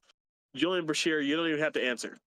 So, John, what's your one thing? I'd keep Jadzia alive. Fair enough. Fair enough. Other than Julian Bashir, Carter, what is the one thing you would change about Deep Space Nine? The fact that Julian Bashir is still breathing. Right. Okay. No. In your universe, Julian Bashir was never born. What's the one thing you'd change about Deep Space Nine? No, in all honesty, the one thing that I would change about Deep Space Nine would be the open-ended way that they did Cisco. Okay. I feel like they could have had so many different options to give him a nice, well-rounded, finally being at peace ending to his career as a Starfleet captain. Instead, we got the open-ended way of giving him we're leaving the door open for more chances for this, knowing full well there was never going to be a revival to Captain Sisko. Yeah. There was no, even after 5 years of fighting for the show, there was no calling for it anymore. Yeah. I think get one- don't get me wrong. I understand why they did it. I do, and I appreciate that they gave it. They kind of left it up to the fans on how his story really ends. You're allowed to imagine however you want to, but to me, that's such a cop out because they gave everybody else such. I don't want to say wonderful, but they gave everybody else adequate wrapping up to their stories. Why did Sisko get shafted? Fair enough. Of the two people on that show, why did Sisko and Jadzia's stories get shafted? Yeah. You know, they don't get any real wrap up to their story. Mhm. Jadzia just becomes oh, for God's sakes, we were just talking about her name. Ezri? Ezri. Ezri, thank you. Yeah. For some reason, my brain kept wanting to say Ezra, and I'm like, that's not right. Nope. The only Ezra I know is the Flash. Wait for it. Wait for it.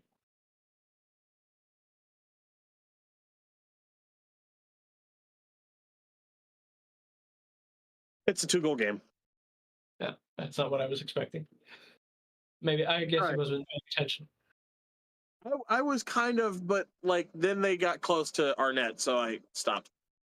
I was saying that the only thing that I could think of was the word Ezra, and I know that for Ezri because the only Ezra I know is the Flash.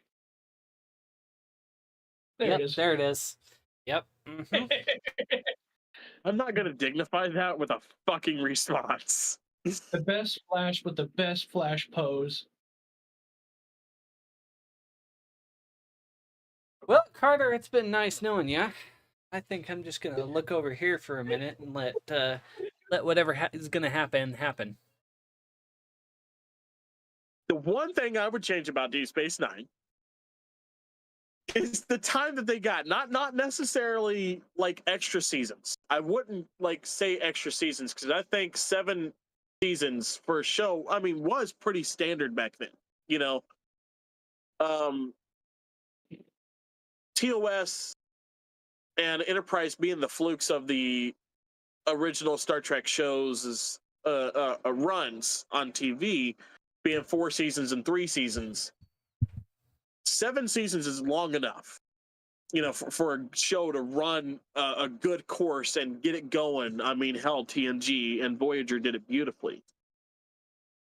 However, I would change the time in which the Dominion War happened. I think I would stretch it out a little bit. I would introduce it a little bit sooner, I guess, or not go as detailed into it. I think I would wrap it up maybe a little bit faster. You know, add in for other things to happen on the show. Sure. As much as I would love to say, oh, Jadzia would still be alive, you know, the way they did end her character,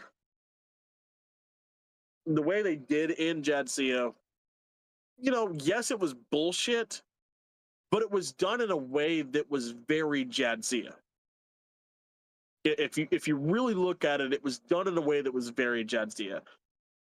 She dies in fucking battle. There, it doesn't get better than that. She's married to a fucking Klingon whose whole fucking culture, whole fucking race wants that for themselves. If you don't die in battle, you are fucking worthless as a Klingon. And she's married to one. So, you know, I think, you know, looking at it from that perspective and that perspective alone, they did right by her character in that moment, doing that. I do think it was bullshit. I wish it didn't have to happen, but in all honesty, I want more time with Ezri. I would love to see, you know, Ezri grow a little bit, because when we do meet her to the time that it ends, we don't. Her character development happens, yes, but it is so rushed, so very rushed, that it's like in real time. The only way that I could think of it is it's not, you know, week to week like the other episodes suggest. No. Her death or her time on that show, Ezri's time on that show, you're showing about years worth of work in 26 episodes. You know, 26 weeks. And it ain't gonna happen. So, like, are we jumping through time in that final season? You know, what's going on? Is kind of the explanation that, you know, I kind of have for it is like, okay, we're just passing weeks on end, you know, through in between episodes. However, the episodes are so cataloged in the way that, you know, the way that they're run, that you know that's not true. So I would just give a little bit more time. More time for other things to happen. I think I would shorten the Dominion War and give more time for other things, you know. That's my one big thing. But then again, like I said from the start of this, I didn't really care for the Dominion War. You know, I understood it, didn't care for it. I think the story arc took a little too long to get there and focused a little too much on it. So, but you know. What other shit do I have here? So, purely curiosity, going back to what we were talking about earlier with the three of them, the Holy Trinity, you know, Odo, Quark, and Kira being the three, you know, Kirk, Spock, and McCoy. Mhm. I want to hear your thoughts on who you think the three of us are. Well, again, I think it varies day to day between you and me, Carter. But I'm gonna put John as both Kira and or Jim Kirk in that instance. Like, he's gonna help instigate it for shits and giggles. But more often than not, it's like, I'm just gonna stand back and watch because this is funny as shit. yeah. So I think when it comes to Deep Space Nine's Holy Trinity, I think you're more Odo, I'm more Quark there, Carter. But I think it flips on the other side for the original series. I think you're more Spock, I'm more McCoy in that instance.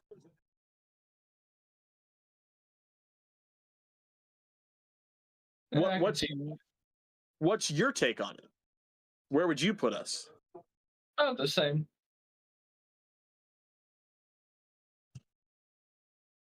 And John, yours? Yeah, no, you pretty much hit the nail on the head with that one. Because I'm just that good. Even a broken clock is right twice a day. Sounds like I've been right 3 times this podcast, so. Point in case. Well, then we need to change the metaphor. Even a blind squirrel finds a nut every once in a while.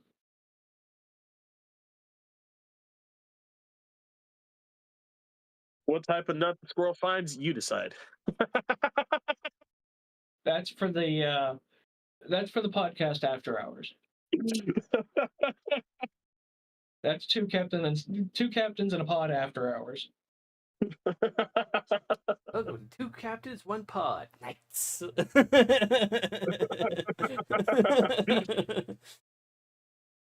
Meanwhile, it's nothing more than John with a disco strobe light and holding up the Enterprise just... I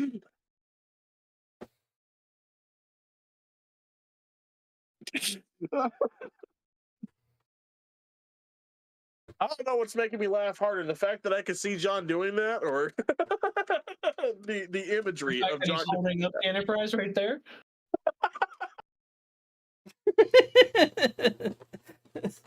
go. Sometimes I'll hold up my favorite Enterprise.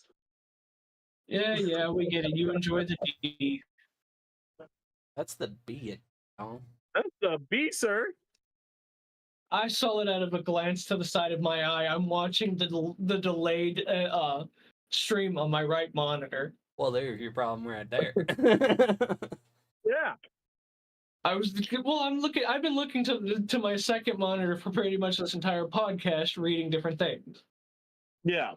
You know, like the fact Reading different things. I haven't won a single Stanley Cup since 1988. This means he Or doesn't love us. 1998, excuse me. Should be 99 was the last time we won the Stanley Cup. They won it 98-99 season. And that's the Yeah. only time they won it. Yeah. And you know how many times the Penguins have won the Stanley Cup? Yes, big ol' 0. 5. No, they've won it 5 times. We won it 5 times.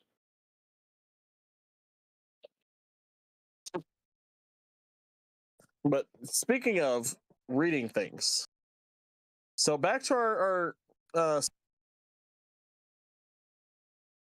Oh, it done did it to him again. Look at that face. Look at that face, Carter. oh god, that's horrible. That's horrible. There we go. Is that better? No, it was better Fuck the you. other way. So Saw Deep that Space one Nine is coming. still one of the better Star Trek finales. Issues notwithstanding, Deep Space Nine still has a pretty solid finale, and it's certainly closer to Next Generation than the mess that was Enterprise. And it leaves itself open to more, making one wonder why, considering Sisko's ambiguous ending, we got 3 seasons of Picard, but no show about Avery Brooks' character. I'm glad I watched Deep Space Nine, and if you never have, despite my spoiling the ending, if you've read this far, I'd recommend it. I still don't forgive Quark, though. I don't like where this is going. Well, that's the end of the post there. That's how he ends it. That's how he ends it? That's how he ends it. You want to talk about an open ending thing there, Dirk Levy? Dirk bag. That's open ended. I like that one. Okay, well, fuck you. I agree with a lot of what you said, but that last part, that was just out of pocket and for no reason. What a Quark did to you? Exactly.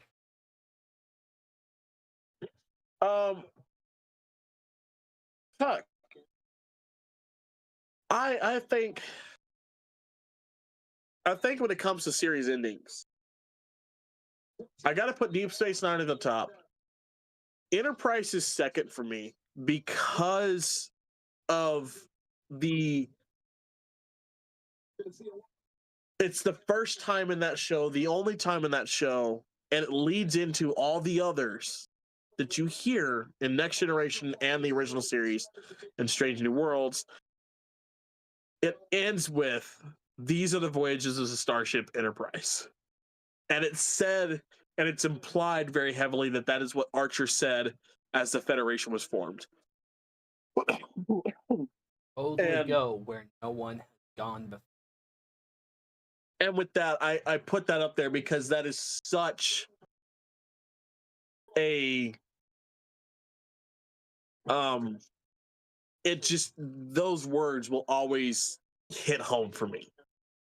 Those words will always get me.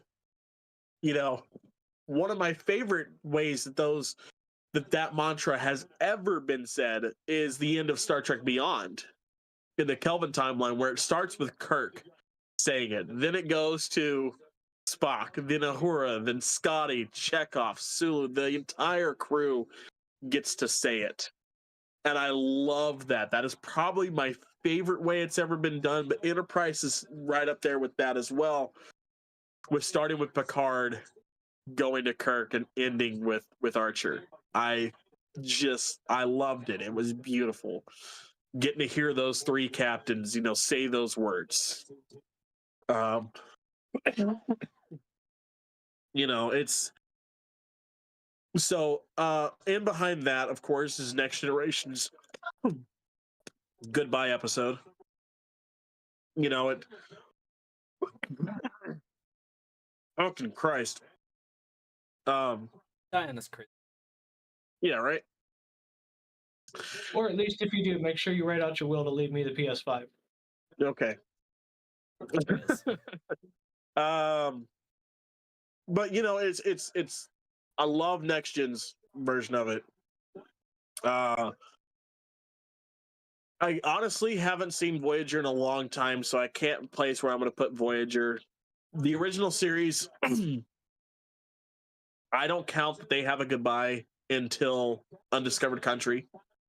Undiscovered Country is the goodbye that they never got. So I'll put that there. I'll put, what was it? Nemesis is the one with Yep. Deanna and Riker's wedding. Yeah. So I'll put Nemesis there. See, for me, I would put Voyager on the Challenger shuttle, the space shuttle.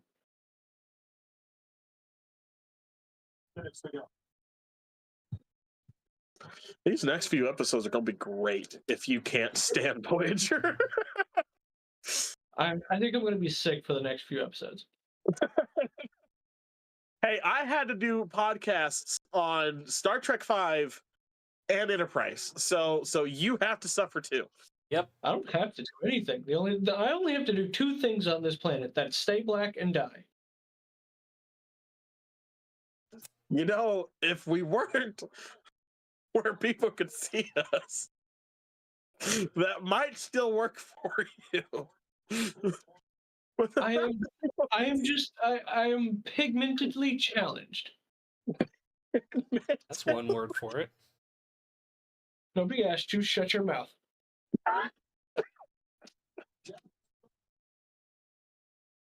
Oh my God. Captain's orders. How about that? Oh, Okay. Well, then I'm starting a mutiny. well, we all know what happens when one does that.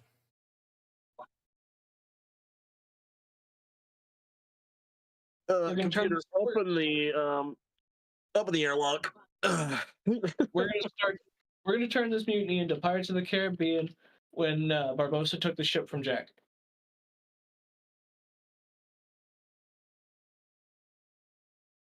It'd be my ship. Makes me captain. I'm gonna leave you stranded on a deserted island with a pistol that has one shot in it. It be my ship. Makes me captain. Yes, but I have the maps. Makes me captain. Okay. Small side note. We've all heard of the flat Earth theory, yes? Yes. I would like to present you with the newest theory. God. Oh dear God. Hold on. Here, let me zoom in for you. God damn it! Jesus What kind of Christ. shit do you? No, I we're would done love with to- that. I have to outlive you, and I'll tell you why I have to outlive you. Because I need to be the guy that deletes your search history when you die, just so I could go back and see what kind of shit you look up to find that fucking image. Yeah. You don't want to do that. And here we are headed to HR again. No, because of that HR one just- image, it is a morbid curiosity now. I have to do it. I mean, I'd send it to you, but after that, I don't think you'd actually want to be my friend anymore. Why is You would prob- engineering? Why is engineering saying would we have a probably have virus me on the ship's convinced. computer again? You would probably have me convinced. I'm the guy that would willingly download the Borg virus just for the fun of it. We had that happen once. Knowing full well what would happen, knowing full well that it could potentially ruin the entire universe, I would fully download the virus just to watch. In that one moment, in that one instance, if I could sum up my entire being in one picture, in one line, it is from, and I hate that I'm going to do this, but it is Batman Beyond, Christopher Nolan's Batman Beyond specifically, with with Alfred, where he says, "Some men just want to watch the world burn." That's Batman Begins, not Batman. But sorry, Batman Begins. It's like, dude, it's 10:30. I've been awake since 5:30. My brain is completely fried. Yeah, fair enough. But It's yeah, quite literally, some men just want to watch the world burn, and that is my entire being. Knowing Look, full well I'm going to burn along with it, I am here for the chaos. And I'll have you know that that picture came up on my Instagram reel. I think you could, honest to God, tell what kind of person a person is based on what quote from the Christopher Nolan Batman trilogy they remember best. Oh no! Don't do Because that. mine, Don't do that to me. mine is the night is darkest just before the dawn. And the reason I know that one so well is because I go through a lot of shit. Can the sun just come up already, for fuck's sake? You know? Well, you see, the quote I remember is, "Everybody loses their minds." Because See, that's you. I'm like a dog chasing cars. If I caught one, I wouldn't know what to do with it. I just do.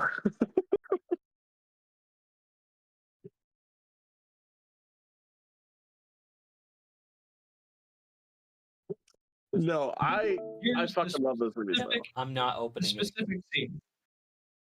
I refuse. No, it's a good one. It's a good one, John. It's just swear to- Alfred and Batman. I swear to God. I wouldn't do this to you. Yes. Yeah. It's even more because I can hear Michael Caine's voice in my head saying this line. Oh yeah, I can too. I can too. It's the same reason. It's the same way that, like, every time I read a every time I read a Batman comic book, especially when Batman's talking to Joker, I hear Kevin Conroy and Mark Hamill.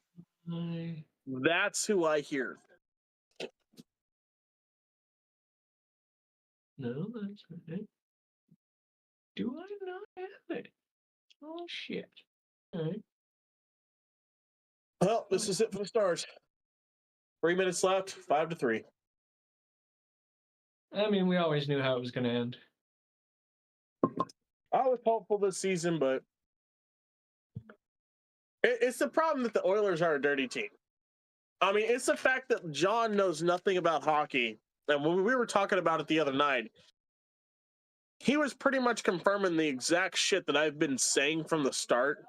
Look, if there are any Oilers fans that are going to listen to this or watch this, you have the worst fan base in fucking hockey. And that is coming from a guy who cannot stand the Vegas Golden Knights fan base, cannot stand the Vegas Golden Knights. Okay. Because of the fan base the Oilers have, I hate the Oilers now more than I've ever hated the Knights.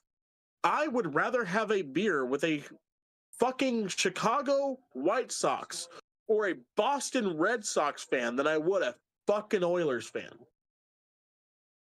And if that tells you fucking anything, I'm a Cubs fan. I'm a Cubs fan and I'm a Texas Rangers fan. I'd rather have a beer with a Cardinals fan than a fucking Oilers fan. And as a Cubs fan, that hurts to say. That legitimately hurts to say.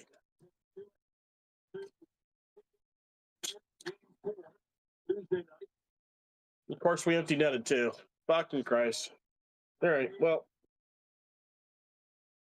But, all right, back on the topic at hand. Since we are live, we get to show you kind of our cool shit if we, if any of us have it on hand. I've got a few things. Couple of things. Here we go. Let's see. Batteries. That's what she Well, said. hopefully this one hasn't lost its charge because this is the remote. Oh, that's the This is remote. universal remote.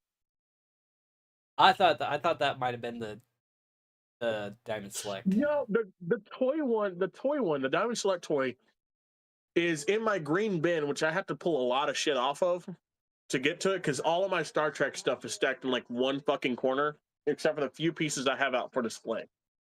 Mine's in another room. Yeah. And it There we needs go. What's the batteries. setting? That's 3. But let's see. Hey, Oh, yeah. Carter, What? you mind holding this? I can think of something else I'd rather hold. No, just hold this. Okay. Okay. I know what's happening. Why am I holding the phaser? You're just holding it. Don't worry about it. Tale as old as time, handing the black man a murder weapon. You're not. I'm just gonna let that one go. And that's how you deal with problems, ladies and gentlemen. Carter's no longer alive. Let's Phaser just see. blew up. I've got That was USS Enterprise, the Hot Wheels version. You got the bigger style because I've got this little bitty one. Mine's sitting right fucking here, actually.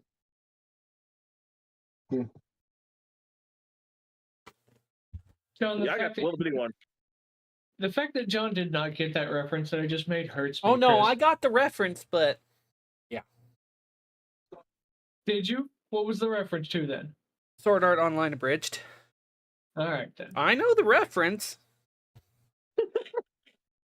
I know my I'm just shit. making sure. I also have the USS Reliant. Let's see. Oh, yes.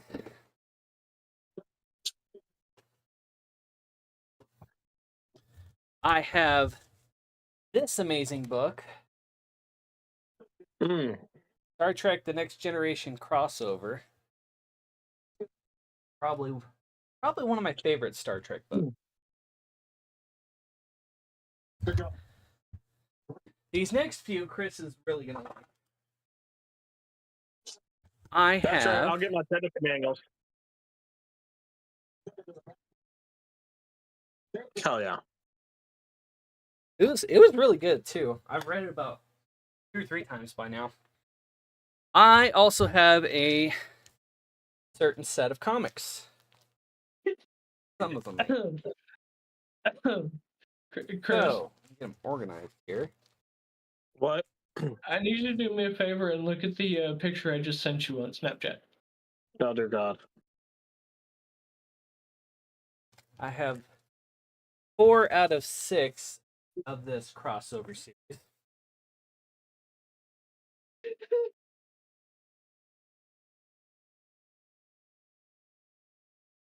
I don't like it, but yeah, I've got issue 1. And I love these covers too. Covers are so freaking awesome. His last game. I love how John's just trying to go on and continue moving through it like it. I can't just see Chris the most unhinged shit in the world. I've got... That's issue 2. Hell yeah. We've got good old issue 3. Kirk and Spock fighting Larfleet. And issue 4.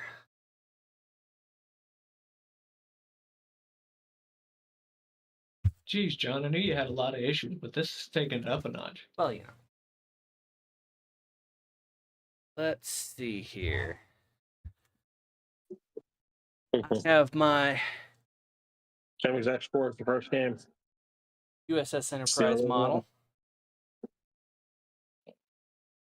I have put together. All the rest of my models are out of reach.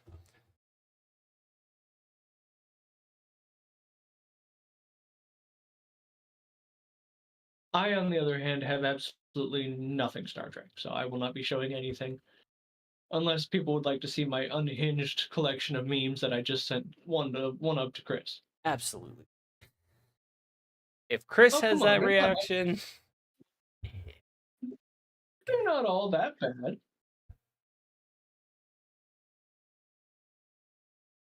Some of them are PG-13. Most are NC-17. as far as PG-13 Let's goes, see. my money's on maybe 1 out of every 50.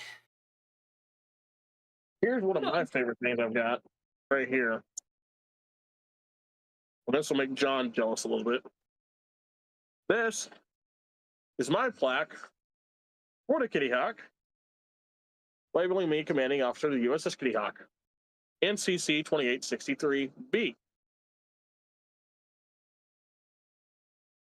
I sent you the site. I sent did. you the site, and I still have the bookmark. did. So You did. I have yet to order it, but I. Oh, yeah, a lot of the old school little miniatures that they made. Matter of fact, number one that I can reach right now is the Klingon bird of prey for the miniatures. And then I'm gonna get the. I've got a little light up warp core sitting on my desk. I've got the USS Excelsior 2 times over.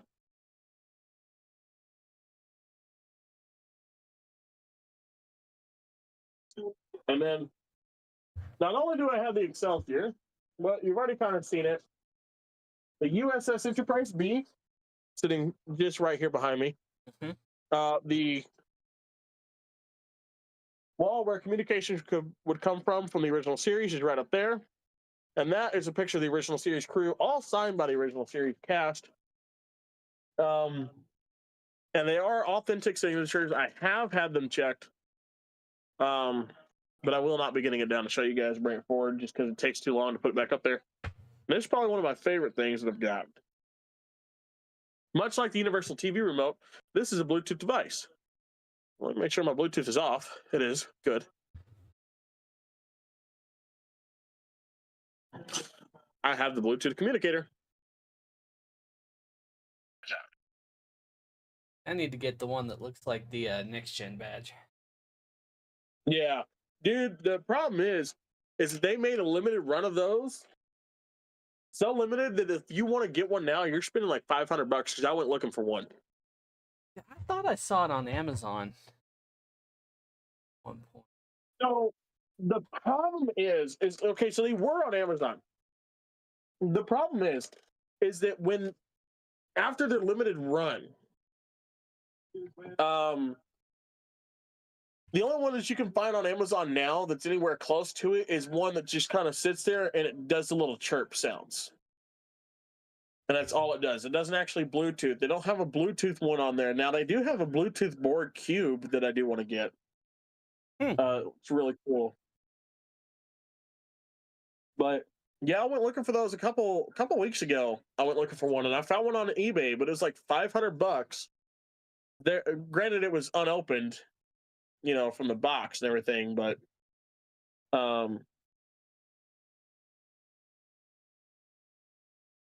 yeah. Oh, geez, I found one that's not a Bluetooth badge, but I found the Star Trek, the communications badge, the comm badge with authentic sounds. Yeah, and see, that's the one I'm talking about. All it does is it just chirps. Cheapest one I'm seeing Star Trek TNG Tooth Communicator badge, $70. But you got to make sure that it's the actual Bluetooth comm badge, because there have been some that I've looked at. When I read in the description, it's not the actual Bluetooth comm badge. So, just make sure you're not, you know, buying the wrong thing if you go looking for it. Hold on. So that's what I'm looking at. Okay, you're on bio. Okay. Okay, so no, that's it. That's it. All right. So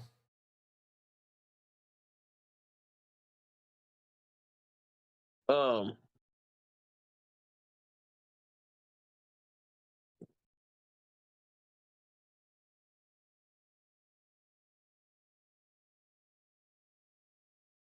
Let's see.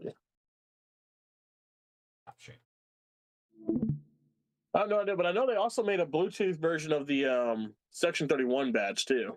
right. Yeah, I'm looking at that right now, Yeah. which is $80, and that's on Right. Amazon. You could also get it for, I think, around the same price off of StarTrekShop.com, which is where the original ones were from. For those of you interested in getting stuff for yourself in Star Trek, if you have some money to put down, Star Trek Shop is a really cool place. You can buy. So not a lot of people know this. Not for TNG, but after TNG, for the movies and for Picard, the actual chateau that they used to film all the Chateau Picard scenes at is actually owned by Star Trek, by CBS Paramount, because they did buy it to film more at that chateau, especially for Picard, for the Picard series.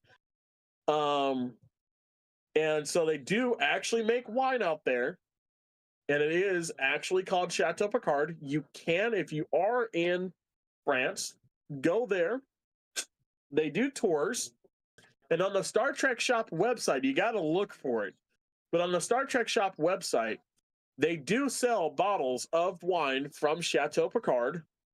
Now, they all have special dates on them that says they're like from 2283 or like, way off in the future, the 2300s. And it's really fun. It's really cool because you can get one that says that. You can even buy the bottle of champagne that they use, a replica bottle of champagne filled with actual champagne that they used to christen the Enterprise B with. I've seen that on the shop. I've thought about getting it several times. But it is very, very expensive. They're like $200-300 bottles of wine and champagne. So you're gonna drop some. If you want them, you're gonna have to drop some money. But if you're a serious Trek fan, if you're a serious collector of things like that, it's definitely worth it. And if you're a serious alcohol connoisseur, alcohol collector, if you like collecting alcohol bottles, they're a one-of-a-kind piece. Because yeah, they're out there. They make them. You're going to get fresh wine with them. Other people are going to buy them. But for you as a collector, especially if you're doing alcohol, for you as an alcohol collector, that's going to be a one-of-a-kind piece for you. So I'd say it's worth it. They've got replica comm badges. They've got replicas of the phasers from any series. They got the phaser rifles. They've got the because Star Trek Shop is partnered with both Kozermeyer and Quantum Mechanics. Now, Quantum Mechanics with Kozermeyer, with pips and with these only, the comm badges, not the uniforms. The uniforms are Kozermeyer and Kozermeyer only. Because this being my Kozermeyer badge, I actually bought this off of Star Trek Shop. Huh. And it was, so read right there. It does say Kozermeyer. So this one I bought off of Star Trek Shop. They're only partnered for those types of things. They don't do the uniforms. The uniforms, I think, are either through Rubies or other places like that do. You can get some good quality uniforms from them, but not decently. If you want to get a good quality uniform, go through Kozer Mart. Kozer Mart's got a lot of good ones out there. A lot of great uniforms. You can find just about any uniform on Kozer Mart. There are a few they don't have. There are a few pieces that they just don't do. They've got a lot of the newer stuff on there, of course. But like a lot of the Mart's a real good uniforms you'll one. see me wearing, that's where they came from. Mhm.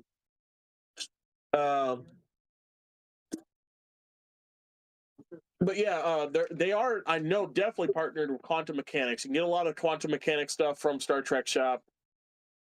Quantum Mechanics is a really good shop for if you want to do cosplay. It's not going to have the sounds. It's not going to really do anything. It's just to look shiny, look nice. Like John's badge there is a Quantum Mechanics badge. My TNG badge that I have is Quantum Mechanics. And I think my Discovery badge is Quantum Mechanics. But yeah, Star Trek Shop is really cool. You can get shirts and hats, from there, sweaters. I mean, you name it, it's pretty much there. You can get, now if you're kind of like me and John, you like to build models, model kits and stuff like that. You like to put them together, paint them up, all that fun stuff. There's a plethora of websites that you can go through. One of the best that sells them, that has some of the better kits that I've seen, don't get me wrong, I've seen other kits and other model companies do Star Trek models, but the best one and the one that's really got a good license for them is Polar Lights. Polar Lights, you can get some big models that actually come with lights that you can wire through, figure out how to wire yourself. That'll light up. They've got a light up original series Enterprise that I've been looking at. That model kit is about $250, I think, something like that. It's pretty up there. It's pretty expensive. It's a pretty decent sized model. It'd be the biggest model that I have once I get it. Polar Lights also makes the 350 USS Enterprise. And the one that they have the most of now also comes with, it's from the episode Space Seed, that comes with the Botany Bay that you could also put together, and it comes where you can put the Botany Bay next to the Enterprise, which I have up there on my thing. I just can't get it right now. They've got models of the Enterprise C. They've got the Reliant. Yeah, that one right there. That's the exact one. They've got the Klingon Bird of Prey from the original series and from the movies. They've got the Romulan Warbird from the original series. Polar Light's a really good one. AMT has some good models. If you want to get a real good, decent-sized model of the USS Enterprise B, or the Excelsior, go through AMT. AMT is a real good one for that ship, and that ship specifically. I'm sure they've got others. But that's the one that I looked for specifically, was the Enterprise B model, because I was looking for one to put together myself and turn into the Kitty Hawk, with some special decals that I'm going to have made. Another great source as far as costume pieces go is Etsy. Etsy's a real good shop. So like the tips that I am currently wearing off of Etsy. So all they are is just a little magnetic bar on the inside that's got magnets glued in the back of them, and it's all 3D. Etsy, most of the sellers on Etsy are verified sellers. I will say with Etsy, don't act like you're going to get it within 2 to 3 days. When it comes to Etsy sellers, these guys are people, just like us. They've got other things to do. This might not be their full-time job, so they're going to take some time, and they're definitely taking their time to make sure that what they're giving you is perfect. It is a phenomenal spot to get uniform pieces, and the seamsters on Etsy, seamstresses on Etsy that are making uniforms, they might not be accurate, but they're going to get damn close. Especially if you find the right shops. And you're That's the probably end. going to pay a penny for them, but it's going to be worth it. Yeah, like costume pieces, like badges and tips and so on, and also props. There's a lot of people on Etsy with 3D printers that'll make you a prop or two.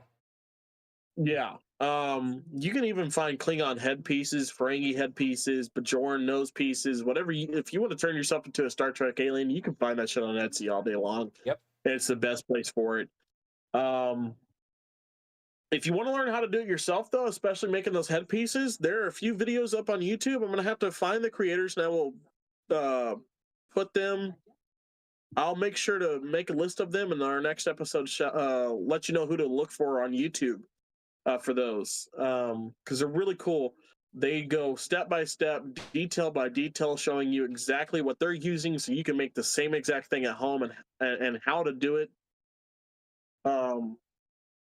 It's really fun. When it comes to props and stuff, I think Etsy's probably the best place. If you want overly produced, you want every run, you want something cheap, Amazon's a good place, eBay's a good place. You can find some decent stuff there. Another good place, if you're looking for some of the older stuff, like if you're looking for so I've got a toy runabout up there that had like working lights and sounds and stuff like that. It's really cool. Check out Playmates. You look on eBay for them. Playmates and Diamond Select. Playmates and Diamond Select. Matter of fact, my Excelsior that I just showed, the big version, is a Playmates. This, the Enterprise B right here, is Diamond Select. Some stores even carry the Diamond Select ships still. Like I saw the original series Enterprise Diamond Select box at my Walmart, my local Walmart, a couple months ago. And they were wanting like, I think $35-$40 for it. It's not expensive. They're pretty good. If you go through eBay, you're probably going to have to spend some money. There are discontinued ones that you're going to spend some money for, like the Enterprise B that I have there. I spent about $130 on that one, getting that here. But that's because it was a limited run, discontinued. But it's real well done. The detail on it is amazing. And one of the things I do love about it is, so turn it on, and I just hold the button here, all the lights come on. I mean, everything that should light up on the ship lights up on the ship, including the engines and the nacelles here. And then you just do that, but also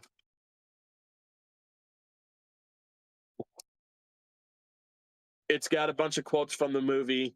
It cycles through them, and every time all the lights light up with it. It's a really cool piece, really great display. And it'll come with this base for it, which is the movie badge, the Wrath of Khan uniform era, the Munster Maroon badge. Now, I bought one. I spent a little bit of extra money on mine because I bought one that came with a custom plate, which I absolutely love. If you guys can read that, probably better this way. Star Trek Generations, USS Enterprise, NCC 1701B, Galaxy Class Heavy Cruiser, launched 2293. And so this guy had this specially made for it. It fits the model. It's got some pieces that go here and here that'll fit the model perfectly. It's a wonderful base, and that's why I think I spent a couple bucks extra than some of the other ones that I'd seen for this specific model, because I wanted that nice base. Because even if I display it on the base that I've got it on, I could frame that or put that up on my wall and display it with it. And I think that, I'm probably going to go that route with it, but I also like the fact that I can interchange it if I wanted to. But Playmates has done a lot of cool things. There was they did a bridge for the Enterprise D. They had a bridge play set for the Enterprise D. Playmates did back in the 90s. I was able to get my hands on one of those, and I've gotten a lot of the figures for them over the years. Little bitty 6-inch figures.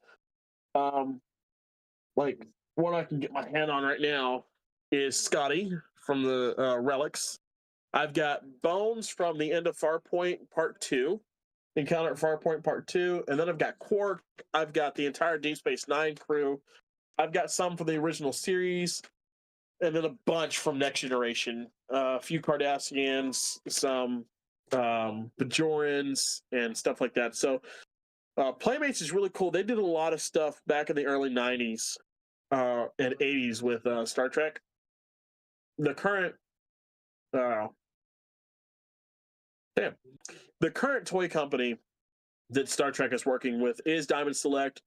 A lot of the stuff you're going to see now is Diamond Select. You can go straight to the Diamond Select website to get Star Trek stuff. I thought it was Playmates. I thought they brought Playmates back. Did they bring Playmates back? I think it's Playmates and not Diamond Select, I want to say. I know they bounce between the two. I think the current one Diamond Select's been putting some new stuff out. Like, I'm but 90% sure the stuff is Playmates. It's Playmates? Okay. I didn't know if Playmates was still around, to be honest with you. Actually, I think you know what happened. I think Diamond Select bought Playmates. I think that's exactly what happened. that might be what's. I can't say for sure whether it is or not, but I thought I was pretty sure that the new one they were working with was Playmates. Okay. Or the current one. Well, anyway, both of those two companies, you can find a plethora of stuff for yourself. If you're looking for the comics, we've talked about the Star Trek comics a few times on this podcast. We don't really mention them because comics are not really considered canon in the universe. They don't really reference stuff that happened in the comics and the shows all that often. However, the comics reference the shows quite a bit. But that's because the shows are a lot more marketable than the comics are. Don't get me wrong. There are a lot of people that read comics, all three of us included. DC, yes, that DC is the guys that put out the Star Trek comics, and I find it hilarious. Star Wars and Star Trek are always two warring companies, and Star Wars comics are put out by Marvel, and DC puts out Star Trek comics. So I think it's fitting. It's hilarious. It's funny to me.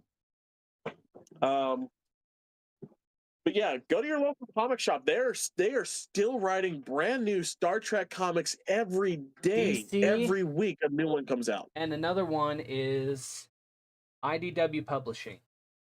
Yes. They're the ones who I think have the Star Trek comic book license, but they'll work with DC to actually put out the comics. I know the original ones that started coming out in the 70s and 80s were DC and DC alone. Mm-hmm. IDW is a subsidiary of DC. They have their own comics and their heroes are considered theirs, but they are a license of DC. They're a subsidiary of DC. DC does own them, the parent company. Hence why they're the ones who do the Star Trek comics. Right. At least these days. Yeah, and if you want some of the older ones, there are comics that reference the original series. There's comics of the Off the Wrath of Khan movie line. You can find those. Half Price Books is going to be your best friend. Half Price Books, thrift stores, resale shops, antique stores, they're going to be your best friends for those. And then pick yourself up some Star Trek books while you're out. You can find those in those same places: thrift stores, antique stores, secondhand shops, Half Price Books. You're more than likely going to find a Star Trek book or two, and those are always good reads. There's not a bad one out there. Or if you are more of an audiobook listener, such as myself, Audible is a great place to find pretty much any Star Trek book you want. I've got a very extensive library of Star Trek audiobooks. Now, I really What'd you say, Carter? Sure, if you want to spend $30 just for the Audible membership, there's a lot more audiobook apps out there than Audible, and that I highly recommend. I do not recommend Audible to anybody. Fair enough.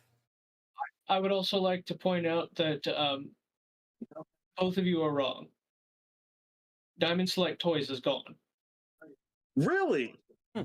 I'm looking at it right here. In May of 2025, the comic book and collectibles industry faced a significant upheaval as Diamond Comic Distributors underwent a major restructuring. Following its Chapter 11 bankruptcy filing in January, Diamond's assets, including Diamond Select Toys and Gentle Giant Ltd., were acquired by Ad Populum, the parent company for NECA, Kid Robot, and WizKids. However, shortly after the acquisitions, reports emerged that Diamond Select Toys had been effectively shut down with its entire staff being laid off as part of Ad Populum's immediate restructuring measures. And when did What this the happen? fuck? May May of this 2025. This So, like- article was published Thursday, May 22nd of 2025. So, like, just last week. Yeah, Diamond Select Yeah. Toys shut down. holy shit. I'm looking at it right now.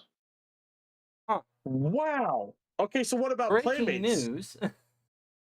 Yeah, for real. Yeah, even if you look at the Wikipedia page for Diamond Select Toys, it says right there, in 2025, they filed for Chapter 11 bankruptcy. Holy shit. Wow. Okay. I have not seen anything about Playmates yet. I was looking for Diamond Select Toys. Okay. Well, I've never wanted to be wrong less in my life. Oh, absolutely. Damn, here's- that's a Here's another article that was posted on May 20th of 2025 that says Diamond Comics was bought out by Ad Populum. well. If you're gonna get your Diamond Select toys, get them now. No, do not go to Diamond Select website. And right Well, now, don't go to the Diamond Select website, but pick them up Yeah. off of eBay now. yeah, because even people that had pre-orders for toys that are still supposed to be coming out from Diamond Select Toys are now basically being told, we have no idea whether or not you're going to get your shit or you just lost all your money. That's fucked. Damn. Yep. Well, It says Anyway. earlier this month, yeah, on earlier that this month, note, Diamond Comics and all of its subsidiaries were sold. on that note, don't go to Diamond Select's website. Go to eBay and get your Diamond Select toys from there and get them now. Playmates Toys is still around. That's what They're I still thought. in operation and selling products. They have Yeah, I been thought- they've been around since 1966 and have produced toys for various popular brands and movies, including Teenage Mutant Ninja Turtles, Star Trek, Miraculous Ladybug, and Godzilla. Okay, so Playmates does have it now. Okay. Okay. Yes. That's what I thought, because I remember buying that USS Enterprise you were talking about. And I'm like, I'm pretty sure that was Playmates. No, this USS Enterprise is Diamond Select. I've got it on the box. No, It says Diamond the Select on the original box. Enterprise that you talked about seeing at Walmart. No, it's 100% Diamond Select. It was. I was like, But that's probably why I haven't seen it on the shelf since then. Because I've been to Walmart since then looking for it. yeah. And I haven't seen it on the shelf. And that's probably why, because they were fucking going bankrupt. Yeah, no, But I yeah, bought, it was I Diamond bought Select because the original Enterprise. line. The original line was Playmates. Playmates did the ships first. They did a bunch of Mhm. them first, but they were totally different from the ones that Diamond Select did. Then Diamond Select got a hold of Star Trek and the production of its toys and stuff, and they did a line of ships as well. Diamond Select Okay. had the original series Enterprise. They had the B, Yeah. they had the D, the E, Voyager, and I think they did a runabout. I'm not sure. I know my runabout is Playmates, but I think they also did a runabout. Yeah, my original Enterprise is definitely Playmates. It is definitely not a Yeah. Diamond Select. Yeah, because I know Diamond Select and Playmates both have an original series Enterprise, but yeah, Diamond Select was the one that I saw in Walmart because it's where that's how I know Diamond Select toys is, because of the phaser and then the ships that I've bought or the ship that I bought and then seeing them on the Walmart shelves. Right. Fuck, I should have picked it up then. Should have. God damn. Oh. But I mean, I would love to have a Playmates version too, because I want to get the Playmates Enterprise B as well, because Playmates also did an Enterprise B, Mhm. and I want to see the difference between the two. One, my Playmates Excelsior is just a little bit bigger than the Diamond Select Enterprise B that I have. Same ship, almost damn near the same scale, but one's just a little bit bigger, and the buttons that Playmates did for that one are totally different from the Diamond Select. Right. And the colors are off just a little bit. Like, I'll hold the ship side by side. Shit, it's not. They're both right here. So this is the Playmates Excelsior, and we have the Diamond Select Enterprise B. You Yeah, can see you're the right. That color off does. just a little bit. Yeah. I So think the they're Diamond two. Select one is a little bit more accurate because I definitely don't remember Oh yeah. Excelsior being that blue. Well, that and I mean, this thing has kind of been discolored. I bought this at a garage sale years ago, but like, um, the only thing that lights up on this one. So when I press that, you got the engines, and you have your That's funky. thing right here. But also, this lights up red where it should light up blue. Huh. And that's weird because that Excelsior is in its refit configuration, not the original Excelsior configuration. No, it's not. Yeah, it's the refit. That is weird. That is cool. But I was just like I Yeah. had to like look at it. I'm like, what the hell is that thing? Yeah. I'm Yeah, like, it's that looks the like refit that looks like it Excelsior. should be the Enterprise B. Yeah, so it's not technically Sulu's ship, and if you look at the base for it, if I can pop, it's a little bit difficult to pop this Yeah, thing off. it's That badge, yeah, where it should be. If it was Sulu's ship, it would be the same as Huh. the Wrath of Khan. that is whack. Yeah.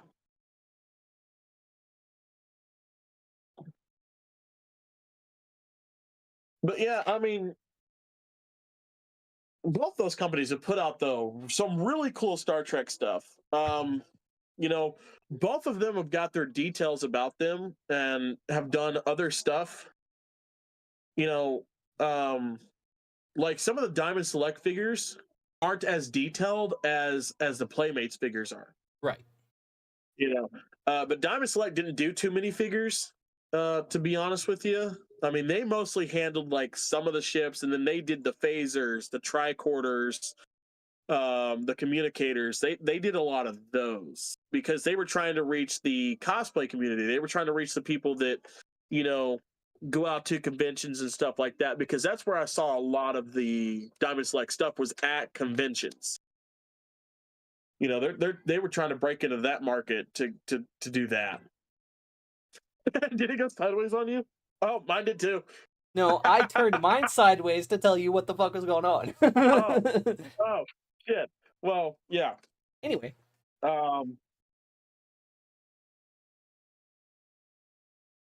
But yeah, Diamond Select was trying to hit the cosplay market more than they were trying to hit the toy collectors. I mean, they catered to the toy collectors, but Playmates did that a whole lot better than Diamond Select did. I'd like to get my hands on the Playmates First Contact phaser. Oh fuck yeah! Did y'all want the phaser rifle? Right? That one you can I only want one, that one man. I've only been ever been able to find through Etsy. And it is. Did you know that in the 90s, when the movies were coming out for Next Generation, Nerf partnered with them for less than a month to put out a Nerf phaser rifle. It got a lot of backlash. The product was discontinued. The partnership was severed, and they tried to recall all the ones that weren't sold. If you can find a Nerf phaser rifle now, well, they just did one not that long ago too.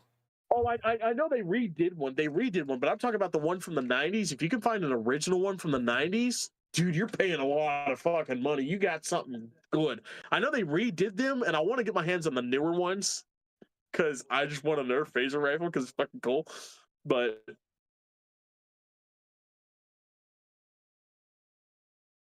I can find. Yeah, see, the only one I could find is the new one. Yeah, I can't find the old one.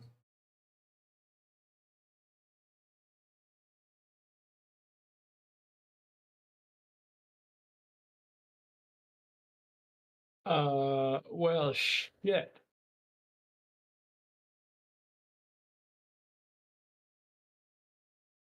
Yeah, I could find the new one, which minimum you're paying at least $100 for.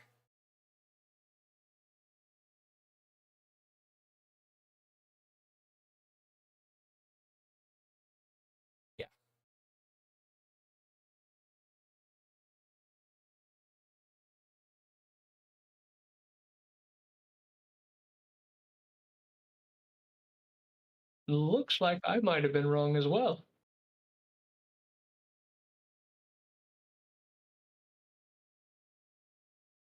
According to everything I'm seeing right now, it looks like Playmate also lost their contract. No fucking shit. Jesus. Now So then, we've got Master Replicas that is just landed a big deal with Paramount. China-based Hia Toys has developed a line of Kelvin timeline figures, and the Nacelle company announced a forthcoming line of 6-inch lesser-known Trek character figures, set to open pre-orders in 2025. Huh. Son of a bitch. So Playmates lost it, and Diamond Select is gone. Yeah. God damn. I'm curious to see what the new future for Star Trek toys is going to look like. I mean, Because you've got to. Oh, sorry. Go ahead. These figures don't look that bad. This is the new line that they're talking about. That's cool. Yeah, because I'm saying you got a massive market that you can tap into, because Trek is coming back into mainstream, of course, with Strange New World. Here's a bigger figure. That's some of the new figures they've supposedly coming out. Worf, Riker, Picard. Yeah, because you got Strange New World and Picard, which is out right now. You've got Lower Decks. Yeah, you've got Lower Decks, but Lower Decks just ended. Like, they just had their final episode. Just ended, and Picard just ended. Strange New Worlds is the only ongoing series right now. Yeah. But they've also got those other two that are in production. You got the Starfleet Academy show, then you've got the new animation show they're trying to do here for kids. So that's what they're talking about in this article. Yeah, see? Master Replicas is they took over the Eaglemoss Star Trek starships. Okay. Well, I'm curious to see what those are going to look like. I'm really curious, because the toy industry, one thing that you can always guarantee is the toy industry is going to be there. Mm-hmm. And it's always changing.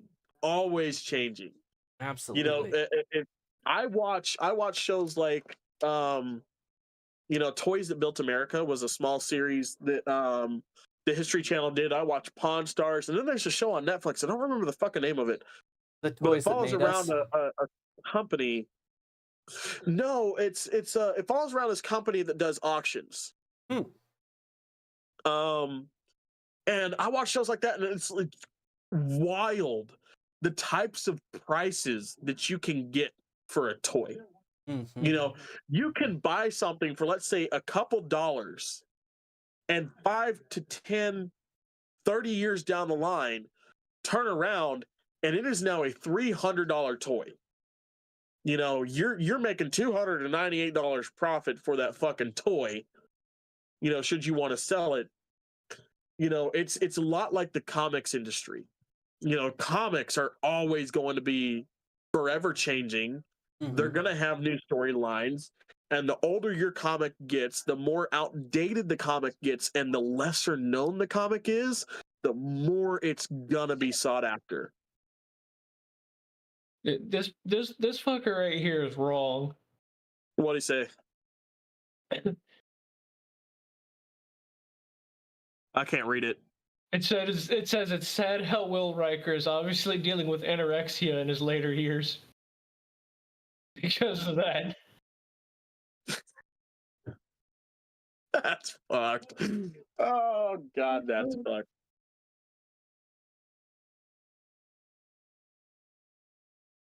But anyway, guys, I think this is going to be it for this episode. We got a lot of information on this one. We talked a lot about Deep Space Nine. We really, it's my favorite series. It's Carter's favorite series. It is a beautiful series. If it's, if you want to get into Trek and you want to try something new, Deep Space Nine is the show for you.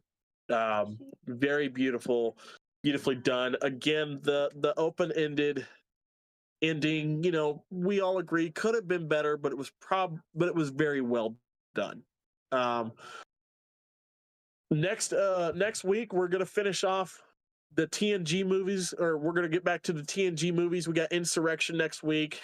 Week after that, we're gonna go into Nemesis, and then we're hitting Voyager, and then we'll leave the 90s behind. So we're going to leave the 90s behind and head on into Enterprise after Voyager and go from there. Thank you guys for watching. If you're not already, follow us on TikTok at Two Captains One Pod. Come on Spotify at Two Captains One Pod. And over on YouTube, this YouTube, if you're finding it here, just hit the subscribe button. Hit the like button, hit the share button. If you love Trek, this is where you're going to get it from a plethora of different opinions, different viewpoints, and different ways on why we love Trek. That's why it works. That's why we're here. And that's why you're here.